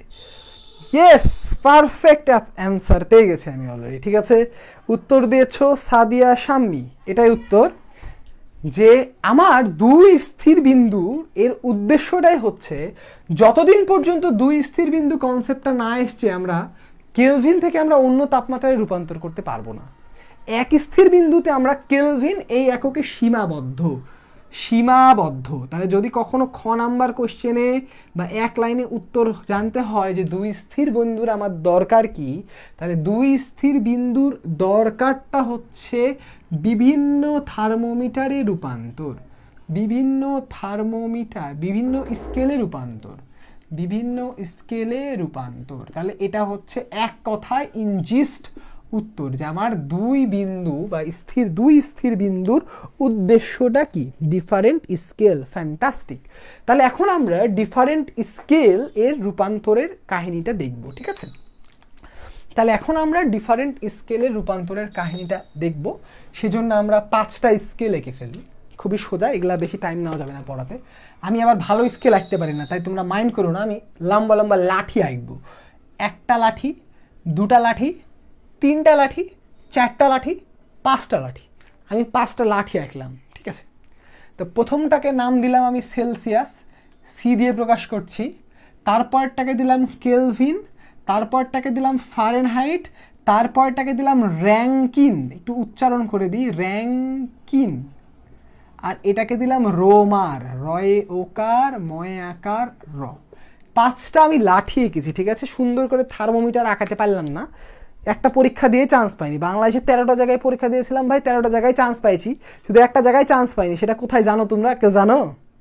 বুয়েটের আর্কিটেকচারে, ঠিক আছে। তো তাই ছবি আর আলাদা করে রাখলাম না। তাহলে এই যে 5টা থার্মোমিটার দেখো, এই 5টা থার্মোমিটারে তাহলে রোমার, র্যাঙ্কিং, ফারেনহাইট, কেলভিন, সেলসিয়াস, এই থার্মোমিটারগুলোতে আমরা এখন একটু বিন্দুগুলো একটু দিয়ে দিই, ঠিক আছে। দেখো তাহলে এই যে ধরো এই একবারে লোয়ার বিন্দুগুলা, প্রত্যেকটা লোয়ার বিন্দু সেলসিয়াসের জন্য আমরা জানি 0 ডিগ্রি সেলসিয়াস, কেলভিনের জন্য হচ্ছে কত? কেলভিনের লোয়ার স্থানাঙ্ক কত? কারো মনে আছে তোমাদের কেলভিনের লোয়ার স্থানাঙ্ক কত? ফারেনহাইটটা আমি লিখলাম, দেখো 32। র্যাঙ্কিংয়ের কত? র্যাঙ্কিংয়ের হচ্ছে 492। আর রোমারের কত? রোমারের হচ্ছে 0। তাহলে রোমারের 0, তাহলে কেলভিনেরটা কত দেখি? কেলভিনের নিম্ন স্থির বিন্দুর স্থানাঙ্ক কত তোমরা কেউ বলতে পারো কিনা? কেলভিনের নিম্ন স্থির বিন্দুর স্থানাঙ্ক 273 কেলভিন। কেলভিনের নিম্ন স্থিরাঙ্ক, তাই সত্য? তাহলে কেলভিনের উচ্চ স্থিরাঙ্ক কত? কেলভিনের যদি নিম্ন স্থিরাঙ্ক 273 হয়, তাহলে কেলভিনের উচ্চ স্থিরাঙ্ক কত ভাইরা? যাক, পারছো তোমরা। এই তাহলে দেখো, এবার আমাদেরকে উপরের পয়েন্টটা দিয়ে দিতে হবে। এটা খুবই সহজ, মনে রাখবা। এইটা এই দুইজনেরটা একবারে মিল থাকে, ঠিক আছে, মানে 100 ডিফারেন্স। তাহলে এই সেলসিয়াস থেকে 100 ডিফারেন্সে গেলে এখানে 100, 273 থেকে 100 ডিফারেন্সে গেলে 373। তাহলে এই দুইটাতে ডিফারেন্স কত ছিল? 100। ভালো করে মনে রাখো, কেলভিন আর সেলসিয়াস ভাই এদের ডিফারেন্স ছিল 100। ফারেনহাইটের ডিফারেন্স হচ্ছে 180। তাহলে 32-এর সাথে 180 যোগ করলে কত হয়? 32-এর সাথে 180 যোগ করলে হয় 212। এটা হচ্ছে এর হাইয়েস্ট পয়েন্ট। র্যাঙ্কিংয়েও 180। তাহলে এই দুইজনও ভাই, এর হয়ে যাবে 672। আর এটার হচ্ছে 80, তাহলে এটার হয়ে যাবে 80। এইটুকুটা মনে রাখতে হবে, ঠিক আছে, যে তাপমাত্রার উচ্চ বিন্দু মানে দুইটা বিন্দুতে আমরা যে তুলনা করব, সেই দুইটা বিন্দুর মান হচ্ছে এটা। বুঝতে পেরেছো ভাইয়া? যে দুইটা বিন্দুর মান মানে আগের বার আমরা এক স্থির বিন্দুতে কেবলমাত্র একটা বিন্দু, সেটা হচ্ছে ত্রয়িত বিন্দু, ওই বিন্দুকে নিয়ে হিসাব করেছিলাম। কিন্তু এখন আমাদের দুইটা বিন্দুকে নিয়ে হিসাব করতে হবে। সেই দুইটা বিন্দু আসলে কি কি আরো খুব সহজে বলে দেই। দুইটা বিন্দু হচ্ছে, একটাকে বলা হয় পানির মেল্টিং পয়েন্ট, আরেকটাকে বলা হয় পানির বয়লিং পয়েন্ট। তাহলে এই দুই বিন্দুর উপরে কাজ করে থার্মোমিটার। তাহলে এই দুইটা বিন্দুকে ফিক্স ধরে আমরা যে কোনো বস্তুর তাপমাত্রা বের করতে পারি। কি কি? একটা হচ্ছে পানির মেল্টিং পয়েন্ট, পানির বয়লিং পয়েন্ট। তাহলে এই দুইটা যে কথা বললাম ভাইয়া, এখানে একটা কোশ্চেন এখন তাহলে অ্যান্সার দাও দেখি। এমসিকিউ আরেকটা দিয়ে দেই। পানি কেন ব্যবহার করা হয়? পানি কেন ব্যবহার করা হয়? দেখি কয়জন পারো। খুব ইম্পর্টেন্ট এগুলা কোশ্চেন, তোমাকে জানতে হবে, একবার বেসিক লেভেলের কোশ্চেন। পানি কেন ব্যবহার করা হয়, মানে পানির মেল্টিং পয়েন্ট, পানির বয়লিং পয়েন্ট কেন? আরো তো কত জিনিস আছে, কেরাসিন আছে, মোম আছে, পারদ আছে। ওয়াই পানি কেন ব্যবহার করা হয়? তাহলে অপশান দেই, ঠিক আছে। পানি তরল, দাম কম, সহজলভ্য,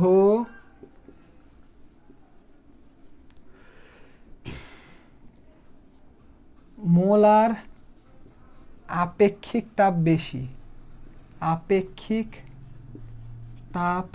বেশি। দেখি কয়জন পারো ভাইরা। যে পানি কেন ব্যবহার করা হয়, আমরা কেন পানির নিম্ন স্থিরাঙ্ক এবং পানির উচ্চ স্থিরাঙ্ক এই দুইটার উপরে ভিত্তি করে এই জিনিসগুলা করি। এগুলা কিন্তু খুব ডিপ থট। তাহলে উত্তর অনেকে দিচ্ছ দামে কম মানে ভালো। আচ্ছা, BCCC BBCCC।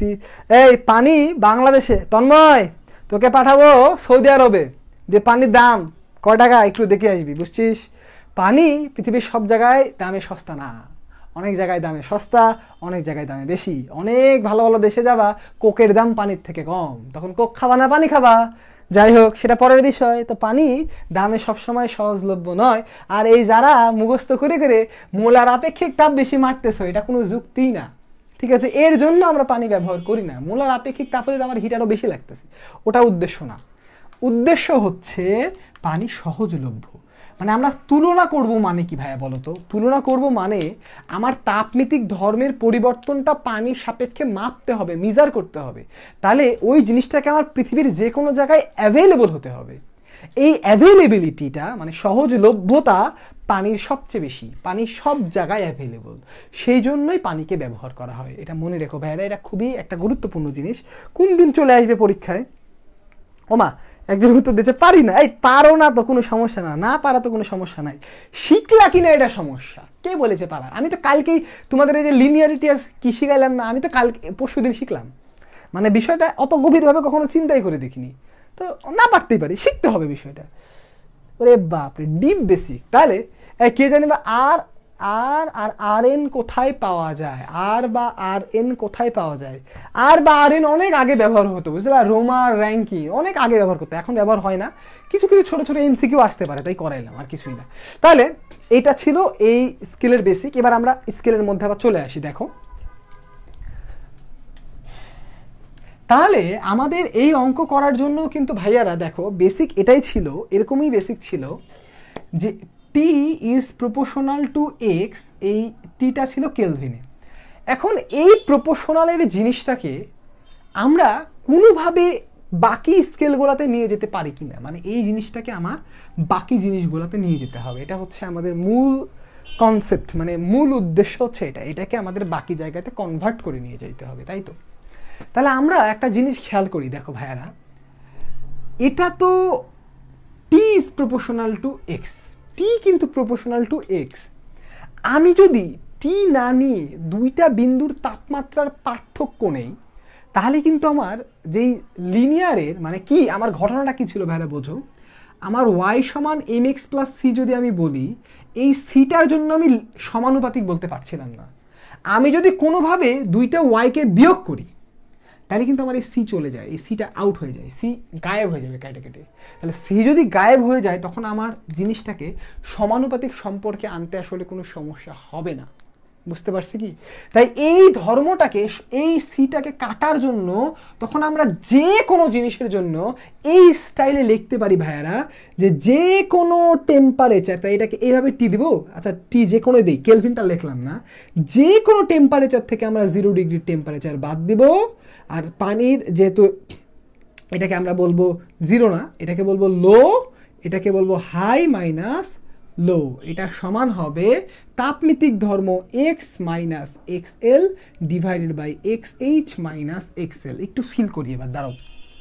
মানে আমরা যখনই বিয়োগ করবো এই সিটা কেটে যাবে আমাদের, তখন যে কোনো তাপমাত্রার জন্য জিনিসটা কেটে যাবে, কোনো সমস্যা হবে না। কারণ আমরা যে বিয়োগ করতেছি, বিয়োগ করলে এই সি থাকবে না, লিনিয়ার হয়ে যাবে জিনিসটা। তাহলে দেখো, আমার এই টেম্পারেচারটা দরকার, প্রত্যেকটা টেম্পারেচার থেকে আমরা নিম্ন স্থির বিন্দু টেম্পারেচারের মান বিয়োগ করব, উচ্চ থেকে নিম্ন বিয়োগ করব। আর তাপমিতিক ধর্ম মানে ওই উচ্চতা রোধ মাপবো, রিডিং নেব কয়টা? 3টা। দেখো, 1টা 2টা 3টা, তাহলে আমার 3টা রিডিং রাখবে। আগের অঙ্কটার জন্য আমার রিডিং লাগতো কিন্তু 2টা, আর এখন অঙ্কের জন্য রিডিং লাগবে 3টা, ঠিক আছে? আচ্ছা, এগেইন বিষয়টা বোঝো, এই উপরে কঠিন ওটা দরকার নাই, তোমরা সিম্পল বেসিকে আসো। দেখো, এটা হচ্ছে তোমাদের আসল কাহিনী। দুই স্থির বিন্দুর জন্য মূল জায়গা হচ্ছে এইটা, এটা ভালো করে বুঝতে হবে। আমরা বের করতে চাই হচ্ছে টেম্পারেচার টি, দেখো। আর এই যে 5টা স্কেল লিখেছি আমি, এই 5টা স্কেলের জন্য টিএইচ এবং টিএল আমি জানি, ঠিক আছে?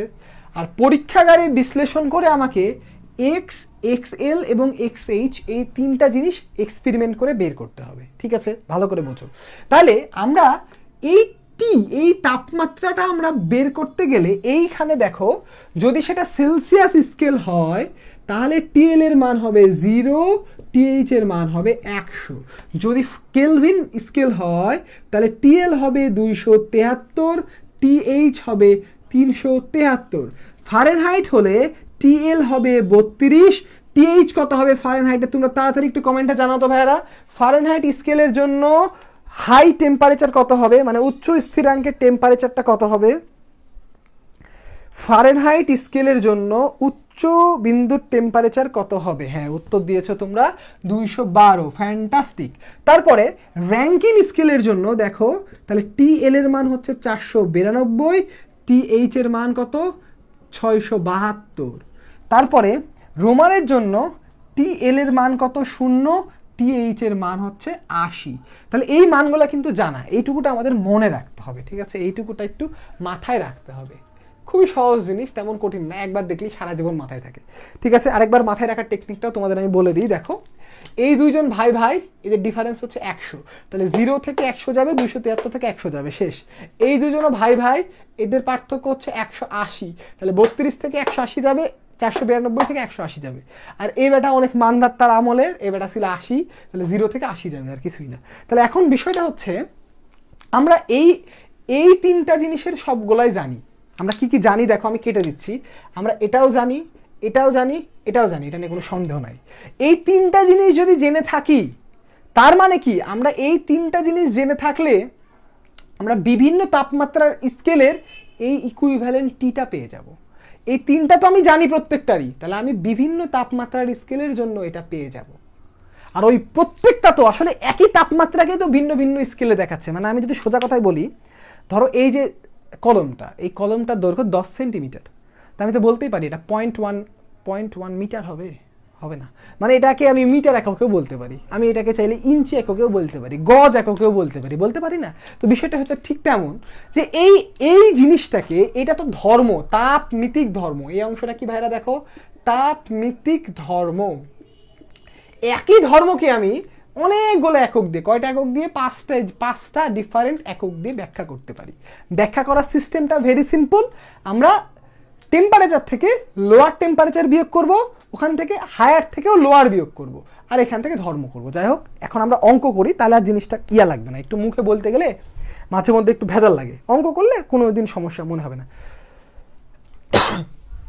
তাহলে আমরা অঙ্ক করি আগে, ঠিক আছে? দেখো এখান থেকে অঙ্ক খুবই সোজা, মানে এত সোজা অঙ্ক আসলে আসে আবার, ঠিক আছে? একটা অঙ্ক পরে যে অঙ্কটা করবো সেটা খুব আসে পরীক্ষায়, এটা আসে না। তাহলে 4 নম্বর অঙ্ক। তাহলে এই অঙ্কটা দেখো এরকম যে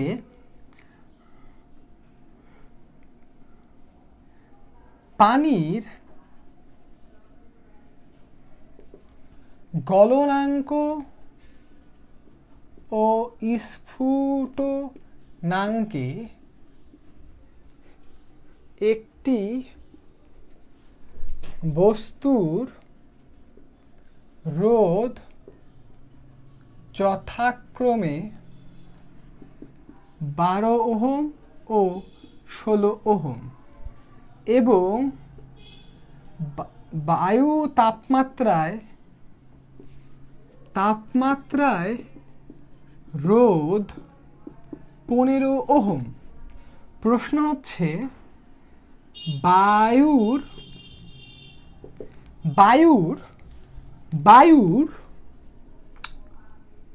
তাপমাত্রা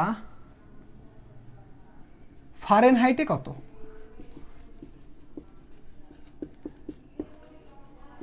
বায়ু তাপমাত্রা ফারেনহাইটে কত? ঠিক আছে, তো এই অঙ্কটা আমি একটু করেই দেই।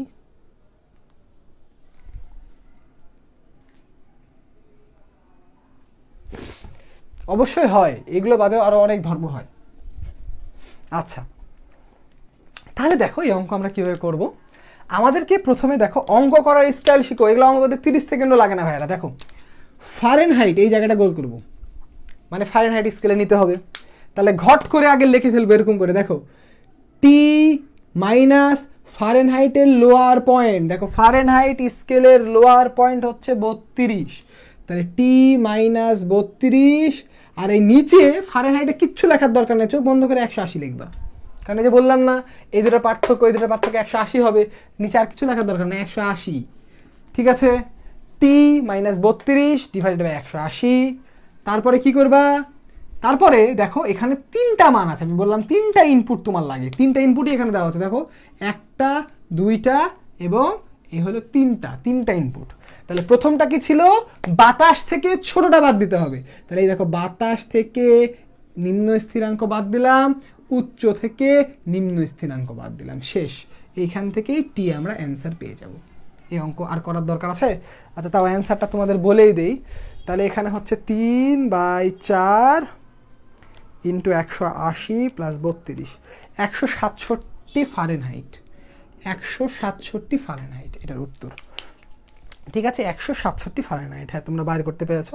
তো এই অঙ্কগুলো খুব সহজ, ঠিক আছে, এই অঙ্কগুলোতে আটকানোর কথা না। এখন দেখো এই অঙ্ক থেকে আমাদের কিছু ফিলিংসের বিষয় আছে, আমরা ফিলিংসটা নিয়ে আসি। আরেকবার বলে দিই অঙ্ক কেমন করে করবা। আমার এখানে 3টা ডেটা থাকবে, যেই তাপমাত্রা বলবে ফারেনহাইট যদি বলে ফারেনহাইটের নিম্ন বাদ দিবা, বিয়োগফলটা নিচে বসাবা, আর এখানে ওই তোমার তাপমাত্রা থেকে ছোটটা বিয়োগ করবা, বড়টা থেকে ছোটটা বিয়োগ করবা, শেষ অঙ্ক। ভেরি গুড, আরেকবার আমার ভিডিও দেখে নিবা, নাহলে অঙ্ক হয়ে যাবে, জীবন আটকাবে না। এখন এখান থেকে আমাদের যে বেসিকটা শিখতে হবে, দেখো এখান থেকে একটা বেসিকের বিষয় আছে। তাহলে দেখো এই টি যেহেতু এক্স এর সমানুপাতিক, আমরা যদি এক্সটাকে ফিক্সড রেখে দিই তাহলে আমরা বলতে পারবো যে আমার টিটাও ফিক্সড।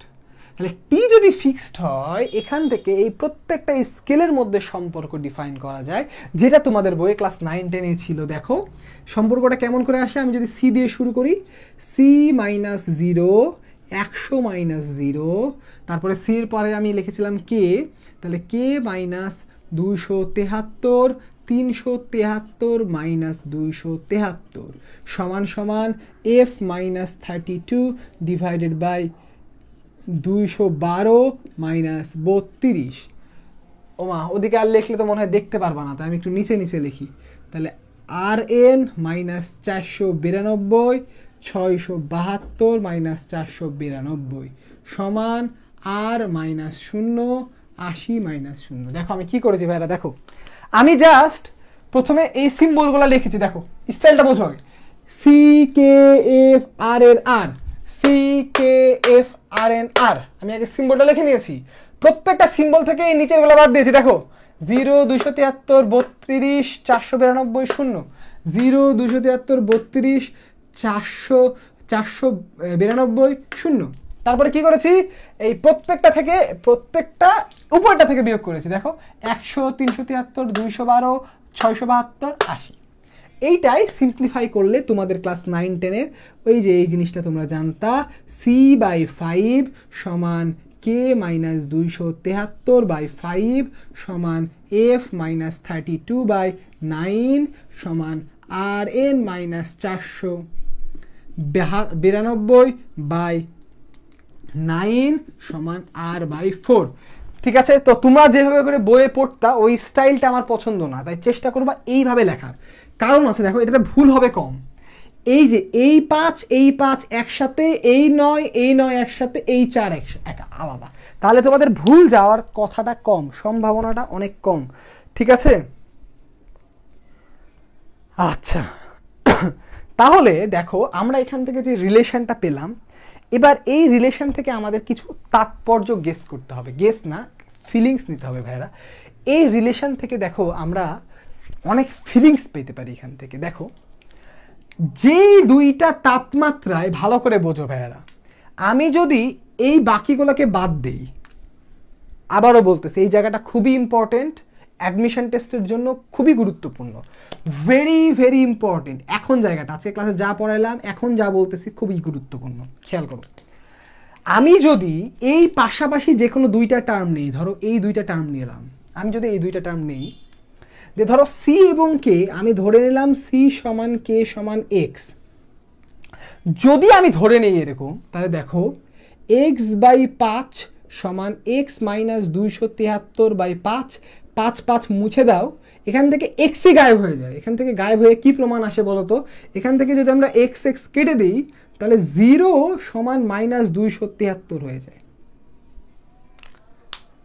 এটা কি কোনো ম্যাথমেটিক্যাল শুদ্ধ জিনিস? অবশ্যই ভুল জিনিস। তার মানে তুমি এই পাশাপাশি দুইটাতে কখনোই একই এক্স বসাতে পারবা না। মানে কি, সোজা কথায় বলতে পারে এই ঘরের মধ্যে সেম টেম্পারেচার এক্সিস্ট করবে না, সেম টেম্পারেচার এক্সিস্ট করবে না। মানে ধরো সেলসিয়াস স্কেলে বললাম 10 ডিগ্রি সেলসিয়াস বা যে কোনো তাপমাত্রা কোনোদিন কেলভিনের তাপমাত্রা সমান হবে না। ফারেনহাইটের তাপমাত্রা, ওই তাপমাত্রাটা কোনো তাপমাত্রায় কোনো ধরনের র্যাঙ্কিনের তাপমাত্রা সমান হবে না। মানে আমি একই তাপমাত্রাকে কোনোভাবে ফারেনহাইট আর র্যাঙ্কিন এবং সেলসিয়াস আর কেলভিনে কোনোভাবেই লিখতে পারবো না, ঠিক আছে? কারণ তারা আসলে আলাদা তাপমাত্রা মানে একই হতেই পারে না, কারণ তাদের তাপমাত্রার গ্যাপটা আলাদা, গ্যাপের ভিন্নতা আলাদা। এই জায়গাটা খুব গুরুত্বপূর্ণ, একটু ভালো করে খেয়াল করো জায়গাটা। মানে আমি এবার একটু ফিলিংস দেওয়ার চেষ্টা করি, নাহলে হবে না। ফিল, এইখানে কি করেছি দেখো, আমরা ক্ষুদ্র ক্ষুদ্র ঘরে ভাগ করেছি। এইখানে যদি আমরা 100টা ঘর থাকে তাহলে এইখানকার ঘরও একই, মানে এইটার এটা সেম। এইখানকার ঘরগুলো অনেক ঘিজি ঘিজি ঘিজি ঘিজি ঘিজি ঘিজি ঘিজি ঘিজি ঘিজি ঘিজি ঘিজি ঘিজি ঘিজি ঘিজি ঘিজি মানে কি সূক্ষ্ম। এইখানকার ঘরগুলা এটার এটা সেম। এইখানকার ঘরগুলা কি অনেক ফাঁকা ফাঁকা, এরকম ফাঁকা ফাঁকা। এটা হচ্ছে মেন ফিলিংস। দেখো মানে আমার স্কেলগুলো এমন করে ডিজাইন করা, এই দুটা স্কেলের ঘাচ কাটাগুলো একই রকম, এই দুটো স্কেলের ঘাচ কাটাগুলো একটু বেশি ঘিজি ঘিজি ঘিজি ঘিজি, আর এই স্কেলের ঘাচ কাটাটা অনেক বেশি ফাঁকা ফাঁকা। মানে এর একটা ঘরের মান অনেক কম, মান অনেক বেশি, মান অনেক বেশি। এর একটা ঘরের মান অনেক কম, অনেক কম। মানে সূক্ষ্ম জিনিস মাপতে এটা খুব ভালো কাজ করে, যেতে বেশি সূক্ষ্মতা লাগে না এটা বেশি ভালো কাজ করে, তো ওটাতে আমরা ইউজ করি না, ওটা বাদ। মানে বিষয়টা কি, এই ঘিঞ্জি ঘিঞ্জি ঘিঞ্জি ঘিঞ্জি মানগুলা আমাদের লাগে। তাহলে এখান থেকে আমরা দেখো, আমি এই অঙ্কটা করলে তোমরা হয়তো আমি কি বলতে চাচ্ছি আরো তাৎপর্য বুঝবা, ঠিক আছে? তো তোমাদের ক্লাস 9-10-এর অঙ্ক যদিও, তাড়াতাড়ি বলে দাও আমাকে, ঠিক আছে? কত তাপমাত্রায় সেলসিয়াস ও ফারেনহাইট একই তাপমাত্রা দিবে, একই তাপমাত্রা দিবে। কোশ্চেনটা কিন্তু 9-10-এর কোশ্চেন, তোমাদের বেশি ডিপে যাব না আমি। মানে এমন কোন তাপমাত্রা আছে যেই তাপমাত্রা রিডিং সেলসিয়াসেও যা ফারেনহাইটেও তা। এটা তো অনেকের মুখস্থ বলে দেওয়ার কথা, তাড়াতাড়ি উত্তর দাও। এই রেজওয়ান তুমি কি বললা? 0 উত্তর হয়? 0 উত্তর হবে না রে ভাই। দেখো সিস্টেমটা ভেরি ইজি, সিস্টেমটা খুবই সহজ। এই যে অনেকে উত্তর দিয়ে দিয়েছো -40, ভেরি গুড। এটা মুখস্থ উত্তর দিয়েছো, সেটা আমার দরকার না, দরকার কি সিস্টেমটা বোঝো। অঙ্ক যে কোনোটার মধ্যে আসতে পারে, কেমন করে করবা সিস্টেমটা বোঝো। এইখানে যেইটা থাকবে আর এইখানে যেটা থাকবে, এই দুটা জিনিসকে তুলে আনবা। তাহলে এই হলো সেলসিয়াস আর এই হলো ফারেনহাইট। সি আর এফ না দিয়ে দুইটাকে একই জিনিস দিয়ে লিখবা, ভালো করে বলি। এই দুটাকে তুলে আনবা, তাহলে C/5 সমান F - 32/9, দুইটাকে একই জিনিস দিয়ে দিবা। মানে কি, ধরো এটাকে দুটাকে x দিয়ে দিলা, শেষ। এটাও x, এটাও x, এই x এর মানে তোমার অ্যান্সার। তো এই জিনিসটাই ভাইয়া, এই জিনিসটা ভালো করে খেয়াল করো। এরপরে তোমরা অঙ্ক করবা না, এরপরে ডাইরেক্ট অ্যান্সার লিখবে। এটা ক্যালকুলেটারে এটাতেও করা যায়, EXও করা যায়, ডাইরেক্ট তুলে ফেলবা। দেখো আমি একটা তোমাদেরকে করে দেখাই, তোমরা শিখে নিবা। আর না শিখতে পারলে বলো, আমি ইউটিউবে ভিডিও বানাই দেবো নি এটার। তবে কোন অ্যাপ দিয়ে বানাবো এটাই সমস্যা। 9 তোমরা খেয়াল করো, এই যে এখানে দেখতে পেলে ভালো করে বুঝতে পারবা আমি কি করেছি, লাইনটাকে ক্যালকুলেটরে তুলে নিয়েছি। তোলার পরে আমি ক্যালক ইকুয়াল দিব, শিফট ক্যালক ইকুয়াল দিয়ে যে সমান দিলে ক্যালকুলেটর আমাকে অ্যান্সার দিয়ে দিবে। এই যে ক্যালকুলেটর আমাকে -40 অ্যান্সার দিয়ে দিয়েছে। এটা দিয়ে কিন্তু অনেক অঙ্ক আমরা উইদাউট ক্যালকুলেশনে, আমাদের ক্যালকুলেশনের ভুলগুলো হবে না এই টেকনিকে করলে। এই টেকনিকটা খুবই ইম্পর্টেন্ট, এগুলো ইফিশিয়েন্ট টেকনিক। তাহলে আমরা এইভাবে করে করলে এক্স এর মান দেখো আমরা পেয়ে গেছি -40। এখন এটাকে আমরা ডিগ্রি সেলসিয়াসও বলতে পারি, কোনো সমস্যা নাই। এটাকে আমরা -40 ডিগ্রি ফারেনহাইটও বলতে পারি, কারণ এটা এবং এটা একই অ্যান্সার, কোনো সমস্যা নাই, আমরা একই অ্যান্সার পাবো। ক্লিয়ার? ওমা কিভাবে করলেন? এই আমি কিন্তু ক্যালকুলেটরে তুলে দেখালাম কি করে করলাম। তোমার কাজ, তুমি যেমন মোবাইল টিপো না ভাইয়া, মোবাইল টিপার মধ্যে করে ক্যালকুলেটরকে টিপবা, টিপে তুমি জাস্ট ক্যালকুলেশনে এই ইকুয়েশনটা ক্যালকুলেটরে তুলবা। এটা তুলতে পারলে আমি অঙ্ক তোমাকে করে দেবনি, বলে দেবনি, আমাকে ফোন দিও, কিন্তু ওই লাইনটা ক্যালকুলেটরে তুলা তোমাকে শিখতে হবে। আচ্ছা, এখন দেখো কত তাপমাত্রায় সেলসিয়াস আর ফারেনহাইট একই দেয়, এটা তো তুমি পারলা। আমি যেটা বোঝাতে চাইছিলাম, ধরো আমি এখানে ফারেনহাইট কেটে দিলাম, ফারেনহাইট কেটে এখানে বললাম কত তাপমাত্রায় সেলসিয়াস এবং কেলভিন একই তাপমাত্রা দেবে। এর উত্তরটা তোমরা আমাকে দাও ভাইয়ারা, যে কত তাপমাত্রায় সেলসিয়াস এবং কেলভিন একই তাপমাত্রা দিবে। কত তাপমাত্রায় সেলসিয়াস এবং কেলভিন একই তাপমাত্রা দিবে? তাড়াতাড়ি উত্তর দাও, দেখি কে পারে। কত তাপমাত্রায়, ঠিক আছে বুঝতে পেরেছি ভাই, ইউটিউবে উত্তর দিয়ে দেবো, ওই ক্যালকুলেটর ওটা দিয়ে দেবো, ওটার জন্য আমার একটু মানে সফটওয়্যার লাগবে, যে ইএক্স এর ইয়েটা কেমন করে পাওয়া যায়। নেভার নেভার, হ্যাঁ নেভার এভার, কখনোই হবে না। তাহলে দেখো ভাইয়ারা, এই যে সেলসিয়াস এবং কেলভিন একই তাপমাত্রা দেওয়া কোনোদিনই পসিবল না। এটা কেমন করে বুঝলাম? এই যে সেলসিয়াস আর কেলভিন যখন বললো, আমরা এখানে গেলাম আর এখানে গেলাম, আমরা দেখতেছি যে এই আর এই তো মিলে নাই। এখানে সি আছে, এখানে কিছু কে সাথে বিয়োগ আছে, কিন্তু নিচে একই আছে। তার মানে এরা কখনো একই তাপমাত্রা দিতে পারবে না। উত্তর হচ্ছে নেভার। এটাই কিন্তু উত্তর। ইঞ্জিনিয়ারিং আসলে এটা লিখতে হবে তোমার, বুটেক্সে আসতে পারে এই কোশ্চেন, তো অবাক হওয়ার কিছু নাই। তাহলে এটা মনে রেখো ভাইয়ারা, যে এই পেয়ারেও উত্তর হবে নেভার, এই পেয়ারেও উত্তর হবে নেভার, এটা তোমরা পারো। এখন তোমরা যেই জিনিসটা সবচেয়ে বেশি ভুল করো, ঠিক আছে, সেটার আমি উত্তর সেই কোশ্চেনটা তোমাদের করি। এইটারই আরেকটা ভার্সন আছে, বুঝছো, ভার্সন আছে। এই সূত্রটা তোমাদের 9-10 বই ছিল, দেখো, ডেল সি বাই 5 সমান ডেল কে বাই 5 সমান ডেল এফ বাই 9 সমান ডেল আর এন বাই 9 সমান ডেল আর বাই 4।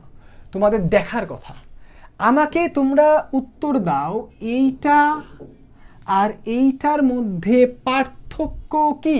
কোশ্চেন হচ্ছে এই দুইটার মধ্যে পার্থক্য কি। এক লাইনের অ্যান্সার, তাড়াতাড়ি কমেন্ট করো। কখন কোনটা ইউজ করব, মানে কোন অঙ্কে এটা ইউজ করব, কোন অঙ্কে এটা ইউজ করব, এটা তো জানতে হবে।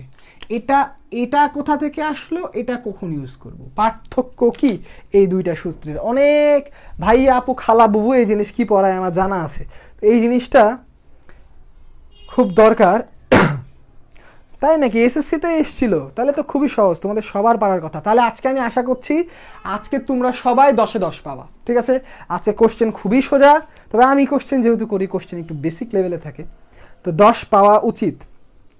একই তো লাগে, পার্থক্য নাই। হ্যাঁ, তাপমাত্রার মধ্যে পার্থক্য, আরেকটা হলো তাপমাত্রার সম্পর্ক। ইয়েস, আমি উত্তর পেয়ে গেছি, সঠিক, কারেক্ট। ভালো করে খেয়াল করো ভাইয়া, কোনো উল্টা ভুলটা না। আমি এমনও শুনেছি মানুষকে, অনেকে বলে শোন প্রথমে এটা দিয়ে অঙ্ক করবি, যদি না মিলে এটা দিয়ে অঙ্ক করবি, এই ইউনিভার্সিটিতে আসলে এটা দিয়ে অঙ্ক করবি, এটা দিয়ে অঙ্ক করবি। এগুলা কথা, কোনো কথা না ভাই, এগুলা কোনো যুক্তি না। বিষয়টা কি দেখো, এই জিনিসটার মানে হচ্ছে তাপমাত্রার পার্থক্য। দেখো বোঝো, ডেল সি মানে কি, তাপমাত্রার পার্থক্য। আর এই জিনিসটা যেটা দিচ্ছে, এটা ডিরেক্ট টেম্পারেচারই দিচ্ছে তোমাকে। কি দিচ্ছে? টেম্পারেচারই দিচ্ছে।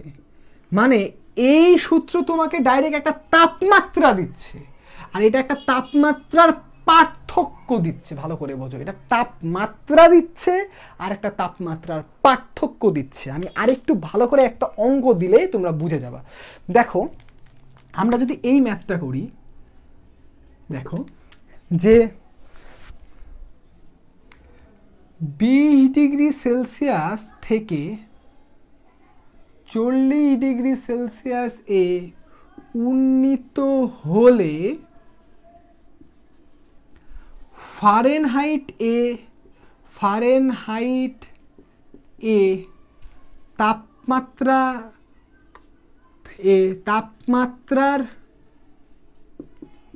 পরিবর্তন কত?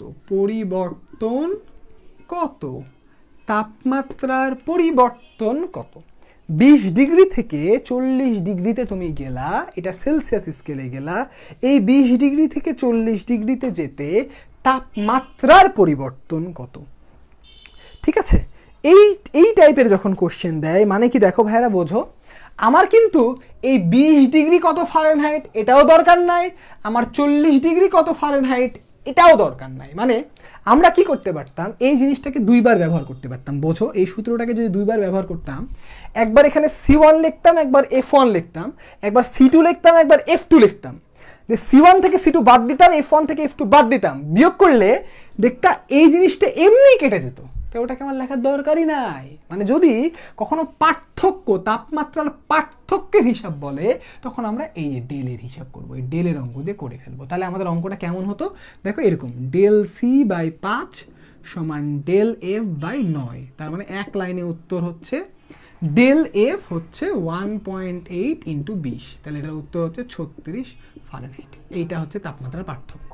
তার মানে দেখো, এই অঙ্কটা দিয়ে আমাদেরকে একটা ফিলিংস নিতে হবে, খুবই ইম্পর্টেন্ট ফিলিংস ভাইরা, ইম্পর্টেন্ট ফিলিংসটা কি দেখো, সেলসিয়াস স্কেলের 20 ডিগ্রি ফারেনহাইট স্কেলের 36 ফারেনহাইটকে রিপ্রেজেন্ট করে। মানে ফারেনহাইট স্কেলটা সেলসিয়াসের থেকে আরেকটু লেন্দি, মানে পার্থক্যটা বড়, মানে বড় বড় পার্থক্য দেয়। ঠিক আছে, ছোট্ট জিনিসকে বড় করে দেয়। মানে সেলসিয়াস থেকে ফারেনহাইটে গেলে একটা ম্যাগনিফিকেশন হয়, বিবর্ধন হয়। তাহলে সেলসিয়াস থেকে ফারেনহাইটে গেলে বিবর্ধন হয়। মনে থাকবে কি হয়? বিবর্ধন হয়। মনে আছে? আচ্ছা, এখন একটা ইম্পর্টেন্ট এমসিকিউ তোমাদেরকে আমি করতে দিই ভাইয়া, দেখি তোমরা করতে পারো কিনা। এটা মেডিকেলে আসতে পারে। ঠিক আছে, দেখি তোমরা কয়জন পারো। ঠিক আছে, রেডি? তাহলে এটা আমাদের এই দিক আর দরকার নেই, অনেকক্ষণ ধরে এই দিক দেখেছি। এমসিকিউ, যে কোন থার্মোমিটারে, কোন স্কেলে মৌলিক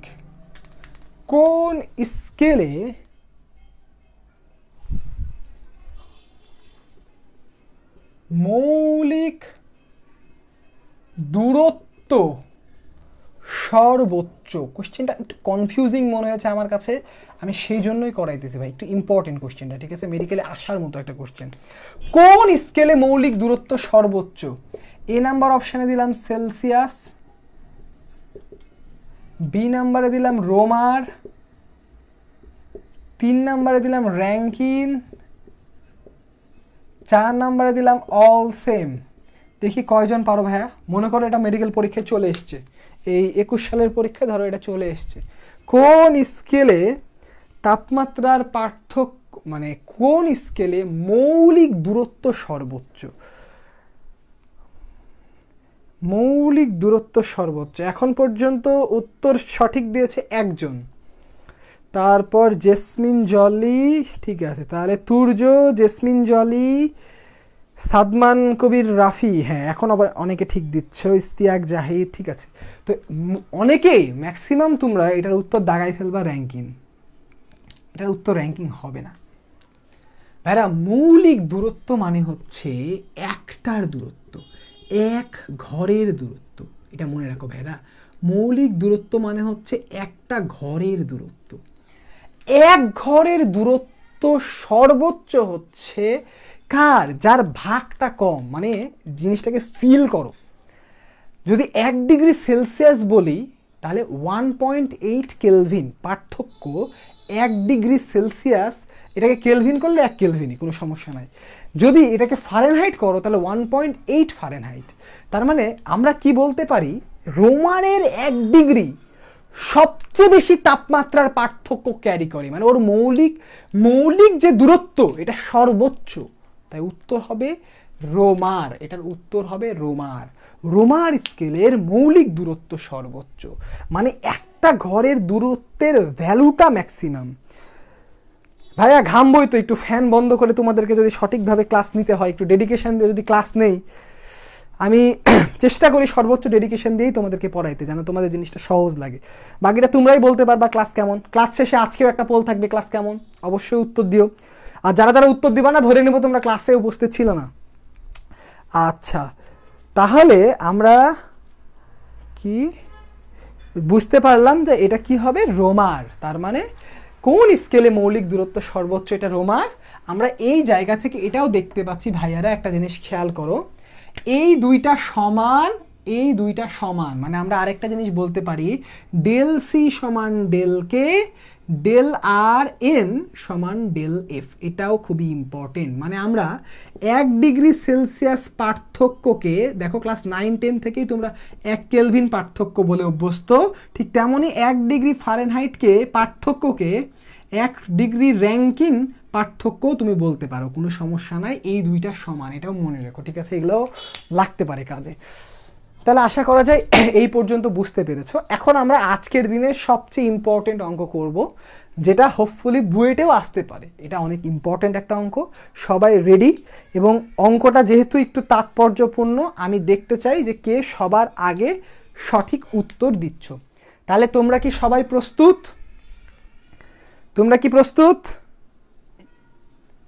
কে বলেছে পাউডার মাখলে ঘামবেন নাই? কে বলেছে তোমাকে পাউডার মাখলে ঘামবা না, যে গরম? আচ্ছা, তাহলে রেডি? তাহলে আমরা লিখে ফেলি, ঠিক আছে? তাহলে যেহেতু আমরা অঙ্ক করব, বোর্ডে সূত্রমূত্র লেখা থাকলে আবার কেমন দেখায়, বোর্ডটা মুছে ফেলি।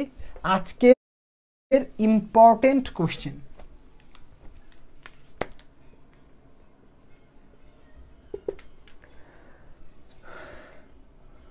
কোনো বস্তুর, এটা কিসের জন্য ইম্পর্টেন্ট? এটা বুয়েট স্পেশাল, ডিইউ স্পেশাল। কোনো বস্তুর তাপমিতিক ধর্ম, তাপমিতিক ধর্ম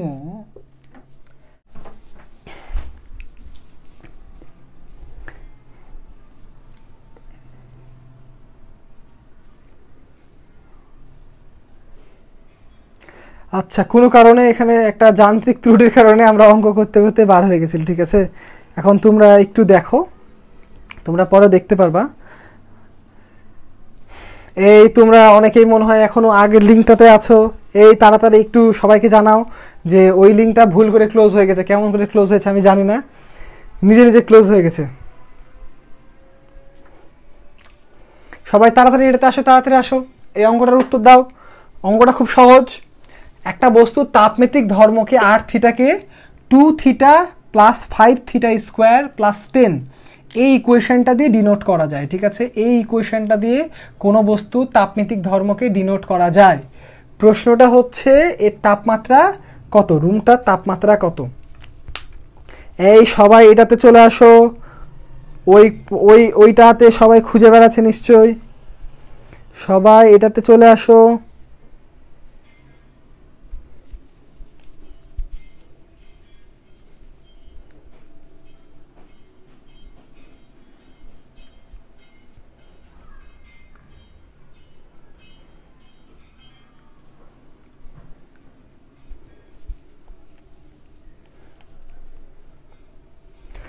আচ্ছা হ্যাঁ, যারা এসেছো তাড়াতাড়ি, আবার মাগরিবের আজান দিবে।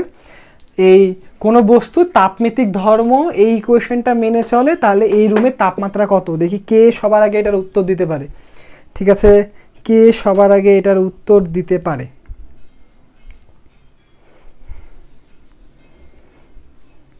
কই তোমরা উত্তর দাও।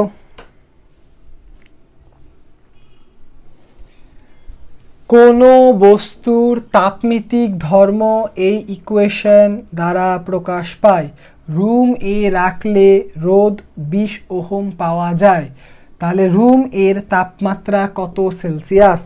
রুম এর তাপমাত্রা কত সেলসিয়াস?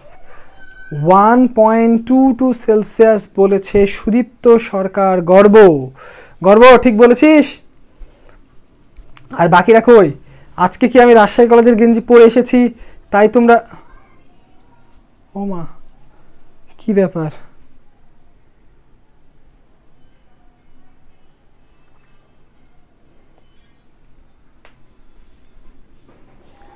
1.23 ডিগ্রি সেলসিয়াস তোমরা সবাই বলছো, তাহলে মনে হয় ওটা ঠিক আছে। আমরা উত্তরটা করি। দেখো অঙ্ক করতে 1 মিনিটের বেশি লাগবে না ভাইরা। এটা একটা ফাংশন, জাস্ট মনে রাখো এটা একটা ফাংশন, ঠিক আছে? তাহলে আর থিটা এটা একটা ফাংশন। তাহলে আর থিটা এই ফাংশনটার কাজ কি? এই জিনিসটা আমাকে তাপমিতিক ধর্মের মান দিবে। কি দিবে? তাপমিতিক ধর্ম দিবে, ধর্মের মান। তাহলে আমার অঙ্ক করার জন্য দুইটা জিনিস লাগে। কি কি দুইটা জিনিস লাগে বলো তো? একটা আমার 0 ডিগ্রি সেলসিয়াস তাপমাত্রায় ভ্যালু লাগবে, আরেকটা আমার একটা 0 ডিগ্রি সেলসিয়াস তাপমাত্রায় ভ্যালু লাগে, আরেকটা 100 ডিগ্রি সেলসিয়াস তাপমাত্রায় ভ্যালু লাগে। তাহলে দেখো আর অ্যাট রুম মানে আর দেওয়া আছে একটা 20 ওহম। তাহলে আমরা যদি চুপ করে আর 0 বের করে নেই আর 100 বের করে নেই তাহলেই কিন্তু অঙ্ক শেষ। তাহলে এগুলাও কেমন করে করবা? এই ঘট করে গোটা লাইনটাকে ক্যালকুলেটরে তুলে নিবা, এই লাইনটাকে ক্যালকুলেটরে তুলে নিবা। অঙ্ক কিন্তু তাড়াতাড়ি করতে হবে, খালি করলেই হবে না, করতে হবে বুদ্ধিমানের মতো। তাহলে 2x + 5x² + 10। এই যে দেখো গোটা লাইনটাকে আমি এই ক্যালকুলেটরে তুলে নিলাম। তুলে এখন জাস্ট ক্যালক টিপে আমি কি করব? একবার মান 0 বসাবো। তাহলে 0 বসালে 10, আরেকবার কি করব? 100 বসাবো। 100 বসালে দেখো কত বড় মান পাওয়া যায়। আল্লাহ মাবুদ, 5210, 50,210। তাহলে এটা হলো 10, এটা হলো 50,210। এই বড় ভ্যালু পাওয়া যায়। তাহলে এখন জাস্ট আমি সূত্রে জাস্ট ফেলে দেবো। দেখো সূত্রটা কেমন ছিল আমাদের? আমাদের সূত্র ছিল আমাদের লাগবে টিটা সেলসিয়াসে। তাহলে সেলসিয়াসের জন্য 0, এখানে হবে 100 - 0, এটা সমান আমরা কি বসাবো? এই যে 20। তাহলে 20 এখান থেকে আর নটটা বিয়োগ হবে 10, আর এই 5210 থেকে আমাদের বিয়োগ হবে কত? 10। তাহলে এইখান থেকে আমরা টি পেয়ে যাব। তাহলে টি এর মান মনে হচ্ছে তোমরা যারা উত্তর দিয়েছো সেটাই ঠিক আছে। কত? 10 বাই 50,200, 10 বাই 50,200 ইন্টু 100। ঠিক আছে? তাহলে এইখান থেকে তোমরা সেলসিয়াসে এর মান পাবা, ঠিক আছে? রুমের তাপমাত্রা পাবা। তো রুমের তাপমাত্রা তোমরা যারা বললা কি ব্যাপার ভাইয়া তোমরা উত্তরটা যে ঠিক আনতে পারলা না? মাইনাস হবে না মেবি, 0 নিম্নেয় স্থিরাঙ্ক। এই যারা 1.22 বলছো তোমাদের উত্তর তো আসলে হয়েছে না। তোমরা কি উত্তর করলা? উত্তর তো ঠিক হলো না। হ্যাঁ, এই যে তানভি তন্ময় এখন ঠিক দিলা। দেখো তাহলে উত্তরটা হচ্ছে 20 - 10 বাই 50,210 - 10 ইন্টু 100। তাহলে এটার উত্তর হচ্ছে 0.02। টি এর মান হচ্ছে 0.02 ডিগ্রি সেলসিয়াস। অবশ্যই পসিবল, কেন পসিবল না? আমরা আমেরিকায় আছি, প্রায় বরফ পড়া মতো অবস্থা, এরকম তাপমাত্রা হতেই পারে। এটা রিয়েল কেসে তখন এরকমই আসবে। তো তোমরা যে পারলা না অঙ্কটা, অনেকক্ষণ পরে পারলা, আমি তো দুঃখ পেলাম। দেখো আরেকবার বলি ভাইরা, অঙ্কটা একটু খেয়াল করো। তাহলে কি করব আমরা? আমাদের সবসময় দেখো অঙ্কের শুরুতেই বলেছি আমার 3টা ভ্যালু লাগবে। একটা হচ্ছে রুমের তাপমাত্রায় লাগবে, একটা 0, একটা 100-তে লাগবে। তো রুমের তাপমাত্রা আমাকে কোশ্চেনে দিয়ে দিয়েছে। আর একটা জিনিস খেয়াল করো, এই যে ইকুয়েশনটা, এই ইকুয়েশনে 0 বসালে আর 0-র মান পাবো, 100 বসালে আর 100-র মান পাবো। বাস, তাহলে তো আমার 0 আর 100 বসায় আমার অঙ্ক শেষ।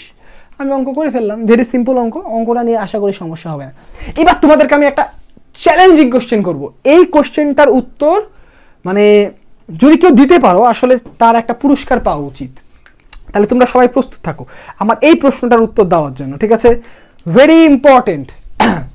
এই অঙ্কটা দেখো ভাইয়া, আমি সেলসিয়াসে তো গিয়ে এটা পাইলাম। আমি এই একই অঙ্কটা আর 100 না বের করে, ভালো করে বোঝো, আমি আর 100 না বের করে, মানে আমার কোশ্চেন হচ্ছে এই সেম অঙ্কটা এক স্থির বিন্দু দিয়ে কি তুমি করতে পারবা? এক স্থির বিন্দু দিয়ে কি এই অঙ্ক করা পসিবল? এক স্থির বিন্দু দিয়ে কি possible? Option A number yes, B number no. মানে আমার প্রশ্ন, যদি কোনো বস্তুর আমরা তাপমাত্রা 2 স্থির পদ্ধতিতে নির্ণয় করি, আমি যদি শুধু 0 ডিগ্রিটা বাইর করি সেলসিয়াসে, দিয়ে ওটাকে কেলভিনে নিয়ে গেলাম, দিয়ে কেলভিনে নিয়ে গিয়ে এক স্থিরের সূত্র দিয়ে আমরা বাইর করলাম, ওটা কি বাইর করা যাবে নাকি যাবে না, বা উত্তর একই আসবে নাকি আসবে না?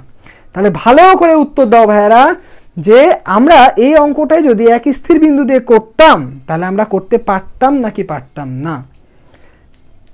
ইয়েস, বাট কি হবে, আমি তো আবার কেটাকে সেলসিয়াসে চেঞ্জ করে নিতে পারবো না। আমরা কি করব, এই যে এখান থেকে ধরো কেলভিন আমরা উত্তর পেলাম, ওই কেলভিনটাকে সেলসিয়াসে নিয়ে যাব। আমার কথা ভালো করে শোনো, তোমরা তোমাদের নোটে এটা দেখাবা, ঠিক আছে? কি দেখাবা, এখান থেকে বাইর করবা কিভাবে বাইর করবা, শুধুমাত্র এই মানে কেলভিন মানে কি, এই জিনিসটাকে ওই 0 থিটার মান 0 ডিগ্রি সেলসিয়াসের মানেই তো মোটামুটি 273 কেলভিন। তাহলে এই 0-র জন্য তোমরা আর থিটার মান বাইর করবা, বুঝতে পারছো? তাহলে এই 0-র মান মানেই কিন্তু এটা ট্রিপল পয়েন্টের মান, এটাই কিন্তু ট্রিপল পয়েন্টের মান। তাহলে এই মান দিয়েই তুমি কি করতে পারবা, এই টিটা কেলভিন এককে বের করতে পারবা। এই কেলভিন এককের মানটা, এই কেলভিন এককের মান থেকে তুমি সেলসিয়াসে কনভার্ট করে দেখবে একই উত্তর আসছে কিনা। আর এখন আমার উত্তরটা দাও যে এখানে এটাকে আমরা ট্রিপল পয়েন্ট দিয়ে করতে পারবো কিনা। তো তোমরা তো মনে হয় অনেকে আমার কথা শুনে ক্যালকুলেটর করে রেখে উত্তর দিয়ে দিলে নাকি? আচ্ছা, অনেকেই বলেছো না, অনেকেই বলেছো হ্যাঁ। তাহলে এটা কিন্তু একটা কনসেপ্ট, ঠিক আছে? এটা বুয়েটের প্রিলিতেও আসতে পারে, এই বছরের প্রিলিতেও আসতে পারে। মানে একটা বস্তু, তাহলে ভালো করে আমি কনসেপ্টের উত্তর দিই। এটার উত্তর হচ্ছে ইয়েস, পসিবল, ইয়েস। আরে বাবা, আমার একটা জিনিসের তাপমাত্রা কয়টা হয়? একটাই তো হয়। ওটাকে 1 স্থির, 2 স্থির, 14 স্থির, 15 স্থির যা দিয়ে আই করি না কেন, তাপমাত্রা একই আসবে। সুতরাং একই অঙ্ক তুমি চাইলে 1 স্থির দিয়ে করতে পারো, 2 স্থির দিয়েও করতে পারো, চাইলে নতুন একটা আবিষ্কার করেও করতে পারো, কোনো প্রবলেম নাই, একই অ্যান্সার আসবে। এখন যদি আমার মতো বিটকেলা টিচার মানুষ কোশ্চেন করে, কি করবে? বলবে এই অঙ্কটা করো 1 স্থির বিন্দু দিয়ে। তখন কি করতে হবে? এটাকে 1 স্থিরে কনভার্ট করে অঙ্কটা করতে হবে।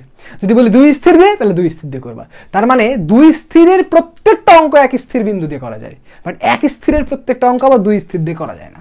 এটা মনে রেখো, ঠিক আছে? তার মানে আমি দুইটা যে স্কেল শিখলাম এরা ডিপেন্ডেন্ট, মানে এরা একই জিনিসই প্রকাশ করে। এই জিনিসটার বেসিকটা ক্লিয়ার থাকা আসলে খুব দরকার, ঠিক আছে? এই পুরস্কার যে দিব তোরা যে মেলাজন পেয়ে গেলি, তাহলে কেমন করে হবে? ঠিক আছে, তো তাহলে আজকে নেট একটু সমস্যা করলো, তো তোমাদের কাছে আমি মানে বলবো যে 2টা ভিডিওই তোমরা দেখে নিও। আর আজকে তোমাদের পরীক্ষাটা হবে ঠিক রাত 10টার দিকে, দেখি কে পুরস্কার পায়। আর নোটের পুরস্কার আমি তাড়াতাড়ি ঘোষণা করে দেওয়ার চেষ্টা করছি। অনেক ভালো তোমরা নোট রেখেছো, এখনো পুরস্কার দিতে পারিনি, তো এখনই আজান দিবে। তো ধন্যবাদ তোমাদেরকে, ঠিক আছে? একটু কষ্ট হয়ে গেল আজকে, কেন নেট ইন্টারাপ্ট করলো আমি জানি না। তো এখন আবার একটা পোল থাকবে, ক্লাসটা কেমন লাগলো একটু তোমরা ভোটটা জানিয়ে দিও, কারণ ক্লাস খারাপ লাগলে আমি সেই হিসাবে ক্লাস চেঞ্জ করব, আর ভালো লাগলেও আরও চেষ্টা করবো ভালো নেওয়া, ঠিক আছে? আচ্ছা, ঠিক আছে, ধন্যবাদ। আসসালামু আলাইকুম। কমেন্ট করে জানাতে পারো।